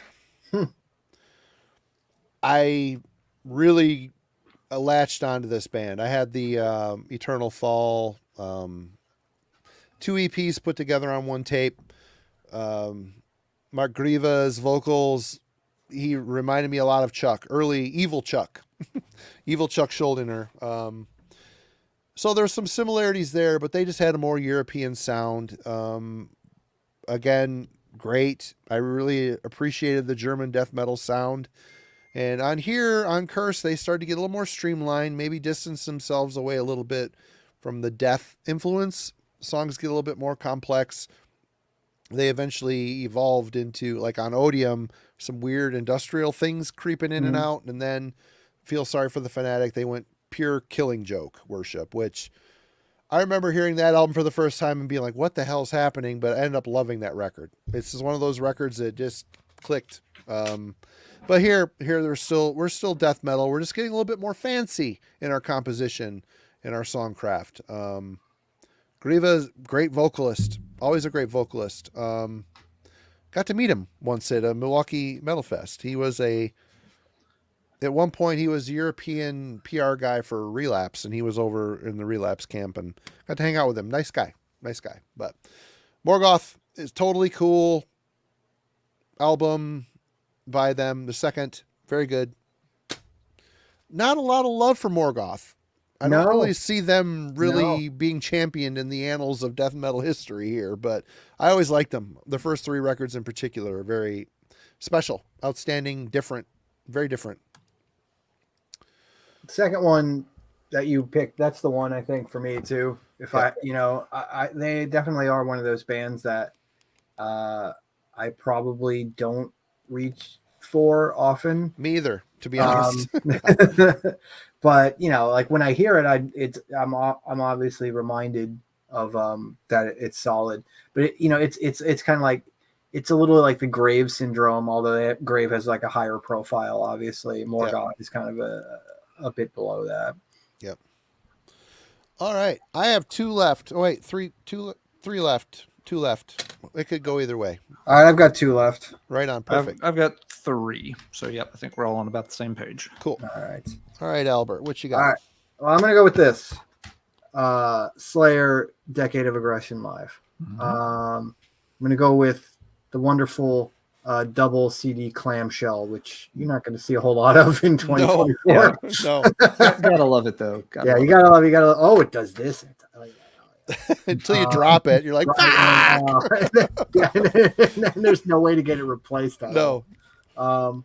But as far as like live metal records go, obviously Live After Death is where everybody's gonna land. Unleashed in the East. There are choices, but like extreme metal live records, not typically good. It's a hard sound to capture, but to me, this recording is like spot on. Like they sound vicious here, but still like refined together. Like to me, this like the last great album for me was Seasons in the Abyss. I know it's divisive for some people, but like That's a good album. It's to me, it's like it's the last one that I really care about. Agreed. Yep. And the fact that this is on this tour, so you're getting everything, you're getting that, and you're getting everything before. It's kind of like the sweet spot if I want to hear a Slayer like live recording. This is great, and not for nothing. I think I was like 15 or 16 when I got this. I didn't have access to. I didn't have a budget to procure the Slayer back catalog. Yep. There was not a Slayer greatest hits, so this kind of served as my my introduction to pre Rain and Blood Slayer. The struggle was real. The financial struggle of a child is real. Yeah. Yeah. So I mean, this served a real crucial purpose for a learning experience, like knowing like like shit, like Captor of Sin, like okay, like this is a whole nother level of exposure that I wouldn't have had otherwise. So and again, the ridiculous clamshell case. So yeah. But we could see with that clamshell case, if you bought that when you were 16 years old, that you play nice with your toys. It's still very much functional. Yeah. I guess so. This that I got rid of and reacquired. I think this might be a not a Def Jam version, but a Def American version. Ah, right on. Yeah. But there you go. Good pick, Alan. Yeah, very good pick. And that's a good point. Yeah, things like those double live albums or like the Judas Priest Metalworks set that came in the big clamshell. Those were a great way for kids to start to explore those bands' catalogs when there were too many albums to systematically work through on a limited budget. Right. All right, I'm going to go into the slightly more progressive end of the pond here. Quick shout out for this one, Jack. Half a Prayer. He's in our chats quite a bit. Very knowledgeable guy. There he is, right here. And yeah, he asked if anybody knew this one. Is like, yeah, I know that one. It's been a long time since I played it. But he was asking about Kingsbane. Was a Canadian band. They released a demo in '91. It's very, very good in that kind of Queensryche, Fates Warning end of the progressive metal pool. It got reissued on CD. I don't know when. I'm going to guess probably around 2008, plus or minus a couple years. It was put back out by Stormspell, label we shout out from time to time here. Yeah, good label. So yeah, for folks that if you like that style of heavy metal and you're wanting to dig deeper into some of the bands that didn't quite make it in terms of a full record deal, the Kingsbane demo is a nice one. I wouldn't be surprised if Stormspell has a few copies still buried on the distro somewhere even. So yeah, Jack, nice call on that one. I had not pulled that for tonight. Not a lot of Kingsbane shirts at the Decibel Metal and Beer Fest. Not a lot of Kingsbane. I've never heard of them till just now. Not a lot of Kingsbane shirts at the Fates Warning and Queensryche shows either. No, not at all. But that's going to lead me into one of my favorites from '91, Fates Warning's Parallels. This era of Fates Warning, of course, some people like it, some don't. The John Art stuff might as well have been 1,000 years in the past. The band is way past that. We're 3 albums into the Ray Alder era, and never forget. It's fine to never forget, but you can't compare the two either. No, you can't. It's not fair. It's like trying to compare this to Awaken the Guardian would be like trying to compare Dehumanizer to Paranoid. It just won't work. Right. There's too much time and too many things have changed in between. Yeah. This is, probably the band at their most popular in terms of exposure, getting a big push, seeing more distribution and stuff. And it is a meticulously well put together album because it lets the band, show off their kind of progressive chops, but it's all very song oriented. Every one of these songs stands alone very nicely. It never degenerates into just, show off wankery or anything like that. And for all of that, it's got, great production. Everything is crystal clear. And it still has this overall kind of sad and gray tone to it, which Fates Warning, tended to have a lot of that over their catalog. So it's not like all of a sudden it's a bright, happy album that, they were trying to sell out to get hype. It's like, no, this still never had a chance for any real mass appeal in terms of airplay or something. But the songs on this, there's a ton of emotional resonance. Ray Alder sounds amazing. Everyone's performance is off the charts. It might be my favorite performance by Mark Zonder. The drum work on this, just every tap. I'm not a musician. I can't always appreciate that stuff on the same level that musicians can. But every little tap he does on his kit just seems like it is immaculately placed throughout this album. So this is the very first CD I ever bought. The same original copy. I wanted to check out the band. This was sitting in this. They had Fates Warning cassettes, but they were full price. This was in the cutout bin for $4.99.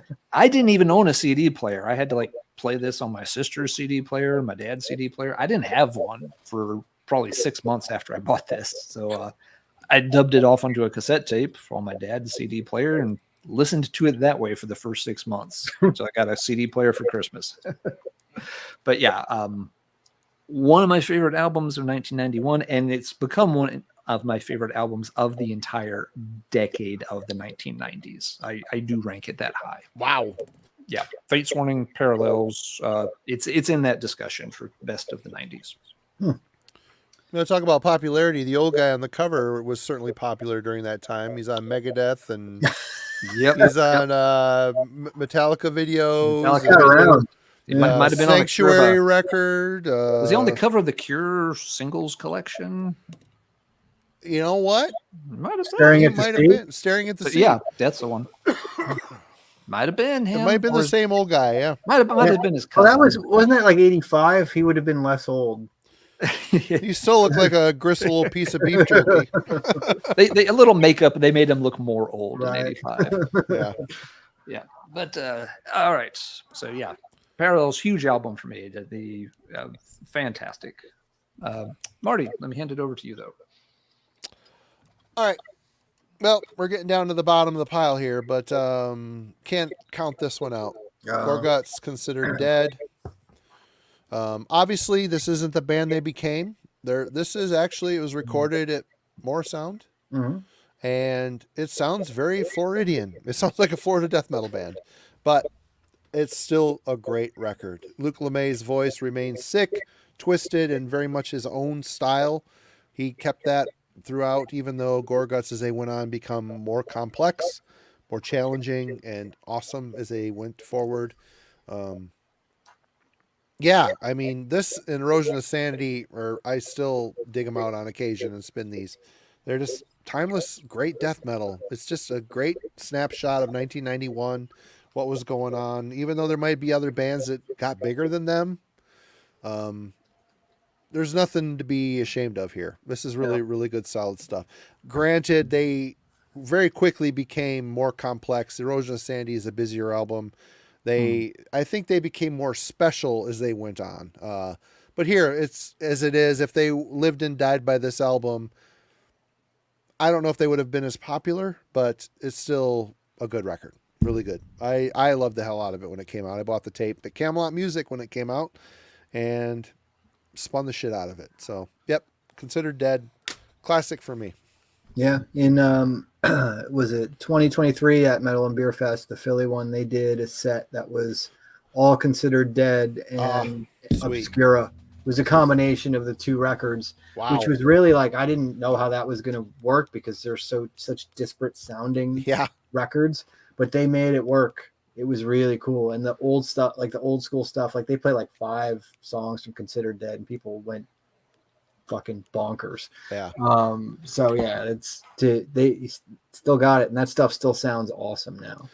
That Obscura stuff, it's still to this day. I saw them probably 3 or 4 times during that whole touring cycle for that album, and God, they just punish you. It's so cool. It's so interesting the shit they're doing, and brutal, and it makes you feel wrecked at the end of the set or hearing the album. It's great stuff. Yeah, it would be a weird juxtaposition between the old and then Obscura. They made it work. It would have been a cool set. That whole set's actually, you can watch it. It's Hate 5-6 did a pro shot of it. That whole thing's on YouTube. Cool. Yeah. Yeah, Considered Dead. We talked. I think Albert, you brought it up earlier. The limited budget we had to work on as high schoolers at that time. Considered Dead in my brain will always be the poster child of the cassette that was a victim of my budget. Because I cannot tell you how many times I stood in like a Camelot or some other record store looking at that cassette tape, like, that looks pretty cool. I'll bet that's pretty good. And count what's left in my wallet. It's just like, I have to leave one of these. There's like 3 tapes I'm checking. Like, one of these has to stay here. And it was always Considered Dead. Considered Dead was the one I never had quite enough money to make it up to the counter with back then. So it will always be my resounding memory of that album. It's the one I could never afford to buy as a teenager. I think we all had those. The tape always sat there. I'm like, it'll be here next week. No one's going to buy it. It'll be here next week. And it always was. Yeah. It always was. And I always picked it back up. And it's just like, oh, maybe this will be the time. But then you keep looking, it's in the G's. I'm going through them alphabetically. You got like, 19 more letters after G, and I'd always find something else that I wanted a little bit more. It's like, well, I don't know. It'll be here next time. I actually haven't heard anything by the band. What if it's not that good? I'll get this other thing instead. I think mine was always Nasty Savage. It was like, I always pick it up and walk around with it and be like, I don't know. And I'd always put it back. It was always there. Yeah. Or you try to hide it like in the compilation tapes, make sure nobody else could buy it. Put it in the folk section. Yeah. Yeah. All right, Albert. Oh, all right. Well, this is my closer because we reached that point of the evening. It is that time about and this one's pretty obvious. Death Human. There we go. Great record. It's I don't know how anybody could argue with this one. I understand that this is like really the first fully formed post old school death metal death album. Obviously with Spiritual Healing, he was branching out. James Murphy's contributions to that I think probably helped quite a bit, but this with essentially enlisting half of Cynic in the band to kind of articulate his vision. This is just next level stuff as far as death metal in 1991 goes, and I think I don't think anybody can really overstate the influence and impact that this had on death metal going forward. And I think anybody, pretty much anybody my age, I'm 49, would tell you that this was like, and especially anybody who's a musician, which I am not, mind you, but anybody who's a musician who plays death metal would tell you that this is just like, this is a game-changing moment in the entire genre. Whether it's like somebody like, Richard Christie, who would just who will go on forever about Sean Reinhardt's drumming on this album. So sick. Every element of it is great. Even the cover art is obviously a departure from like the Ed Repka trio of album covers that preceded it. There's just something a little bit more sophisticated about it. Obviously, you could move into the logo itself and what elements have disappeared. The you can measure the the height of the horizontal bar on the cross, see where it's at in this particular iteration of the logo. Yeah. It is creeping upwards. Yeah. But yeah, Death Human. I don't, everybody knows the songs: Flattening of Emotions, Suicide Machine, Lack of Comprehension. I mean, come on. Oh, what a So, great yeah, song. You've talked about, obviously Necroticism is up there with Death Metal Records of 1991. For me, this is right there with that album. This is just an all-timer. This is still my favorite Death record. Yeah, Human. I can't say enough about it. I'm proud to close out my contributions with this one right here. Good pull. Classic. Yeah, Suicide Machine, one of the real anthems of all death metal, not just in Death's catalog, but in the whole death metal lexicon. I have nothing more to add. I mean, you nailed it. Classic. Nothing more to say. It's so good. Steve DiGiorgio could have been on the Autopsy Metal Funeral album, but instead he was up in his game and he's up in his game in Death. But you couldn't hear him. You couldn't hear him. He was up in his game while Scott Burns was pushing him down in the mix. Yeah. At Chuck Schuldiner's best. Yeah. Yep. All right, Alan. All right, I've got one shout out and then one last album to mention. We didn't talk a lot of power metal tonight. Stuff was still happening in 91. Just not a lot of it in the US. Running Wild put out a great album in 91 with Blazing Stone. This one gets overlooked in their catalog, I think, because it follows Death or Glory. And that's, for most people, if they've heard a Running Wild album, it's probably Death or Glory, or maybe Under Jolly Roger. But Blazing Stone is a absolutely fine follow-up to Death or Glory. It's very similar. It's got a lot of very good tracks on it. I think it just lives in the shadow of the album that came before. Combine that with the fact that this style of metal just didn't seem to have anywhere to go in 91 in the US. And it's sort of an easy one to overlook, but a fine album. But the one I really want to end on is my favorite from 91, and an album that also would be, near the top of my list of albums from the 90s. It would be Savage's Streets, a rock opera. And again, this is 1,000 miles away from, the Dungeons Are Calling and all that kind of stuff. For me, they made the transition into this kind of, big, concept album completely successfully by this point. They had worked on it on the previous album with Gutter Ballet.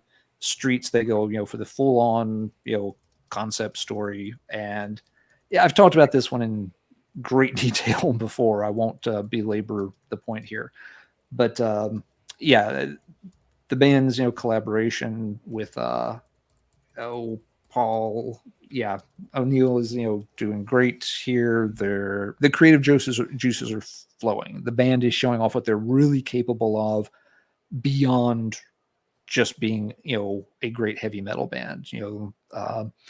And this album just, it has a lot of emotional resonance with me and what I was doing at the time, getting ready to move and go to college, and following the story of a character that is kind of also moving to other things in the world, and kind of doing the classic, not me, the character on here, kind of following the classic hero's journey of getting pumped up really big to the top, and then fall in really fucking hard, and then having to pick himself up and sort out the mess that he's in. So brilliant album. It works on every level for me. It's, for me, it's a masterpiece, and I know a lot of folks don't hold it in that regard, and that's quite okay. If you only like the old stuff, hey, Hall of the Mountain King is one of the best albums of the 1980s, so I'm there with you on that channel as well.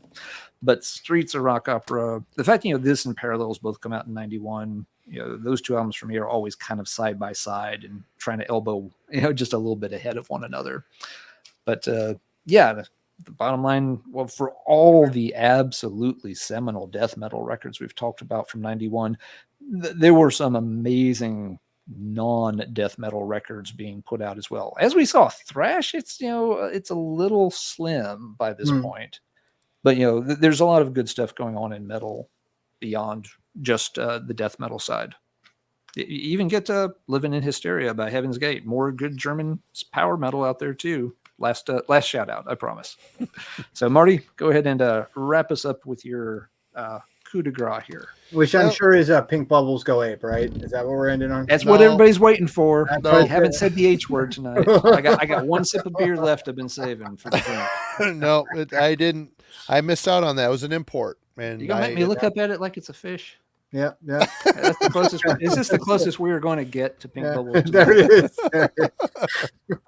Yep. That album, you can do better than Pink Bubbles for your last. There's album. half that album is good. Half that album's good. And you're right. A third of that album might be good. Kids of the Century is good. How's that? Kids of the Century is one of the good ones. Back on the Streets is a good song. Good song. There's two. Heavy Metal Hamsters is a good song, other than it's stupid. It's It's a kind of fun but silly song. I don't know if I'd call it good. Yeah. Dallas, thank you very much. Thank you, Dallas. For that. Here as we get a little silly ourselves. What is it going to be, Marty? Drum roll here. It's a twofer. I'm going to Sweden. I'm ending in Sweden. We've got Therions of Darkness. Hey, again, this is a band that's in. This is a bunch of kids. Let's be honest, a bunch of kids in Sweden that aren't really following the trend. They're not going with the HM2 sound. It's very much grind. There's a lot of grind on this record. It's a very raw, kind of sloppy, but great record. Good death metal. These guys would transform into bizarre. I don't know. And then of course, you can't talk about Dismember and you can't talk about Entombed without mentioning Unleashed. Where No Life Dwells, my favorite Unleashed album. They're probably of that trio, all bands that came from dudes that came out of the Nihilist camp. Johnny Headland, he was the oldest guy in the band, and this is very stripped down, simplistic death metal, but very catchy, very good. Shadows in the Deep is also a really good record. I also like a lot of Across the Open Sea, although they started to really get super simplistic there. Yeah.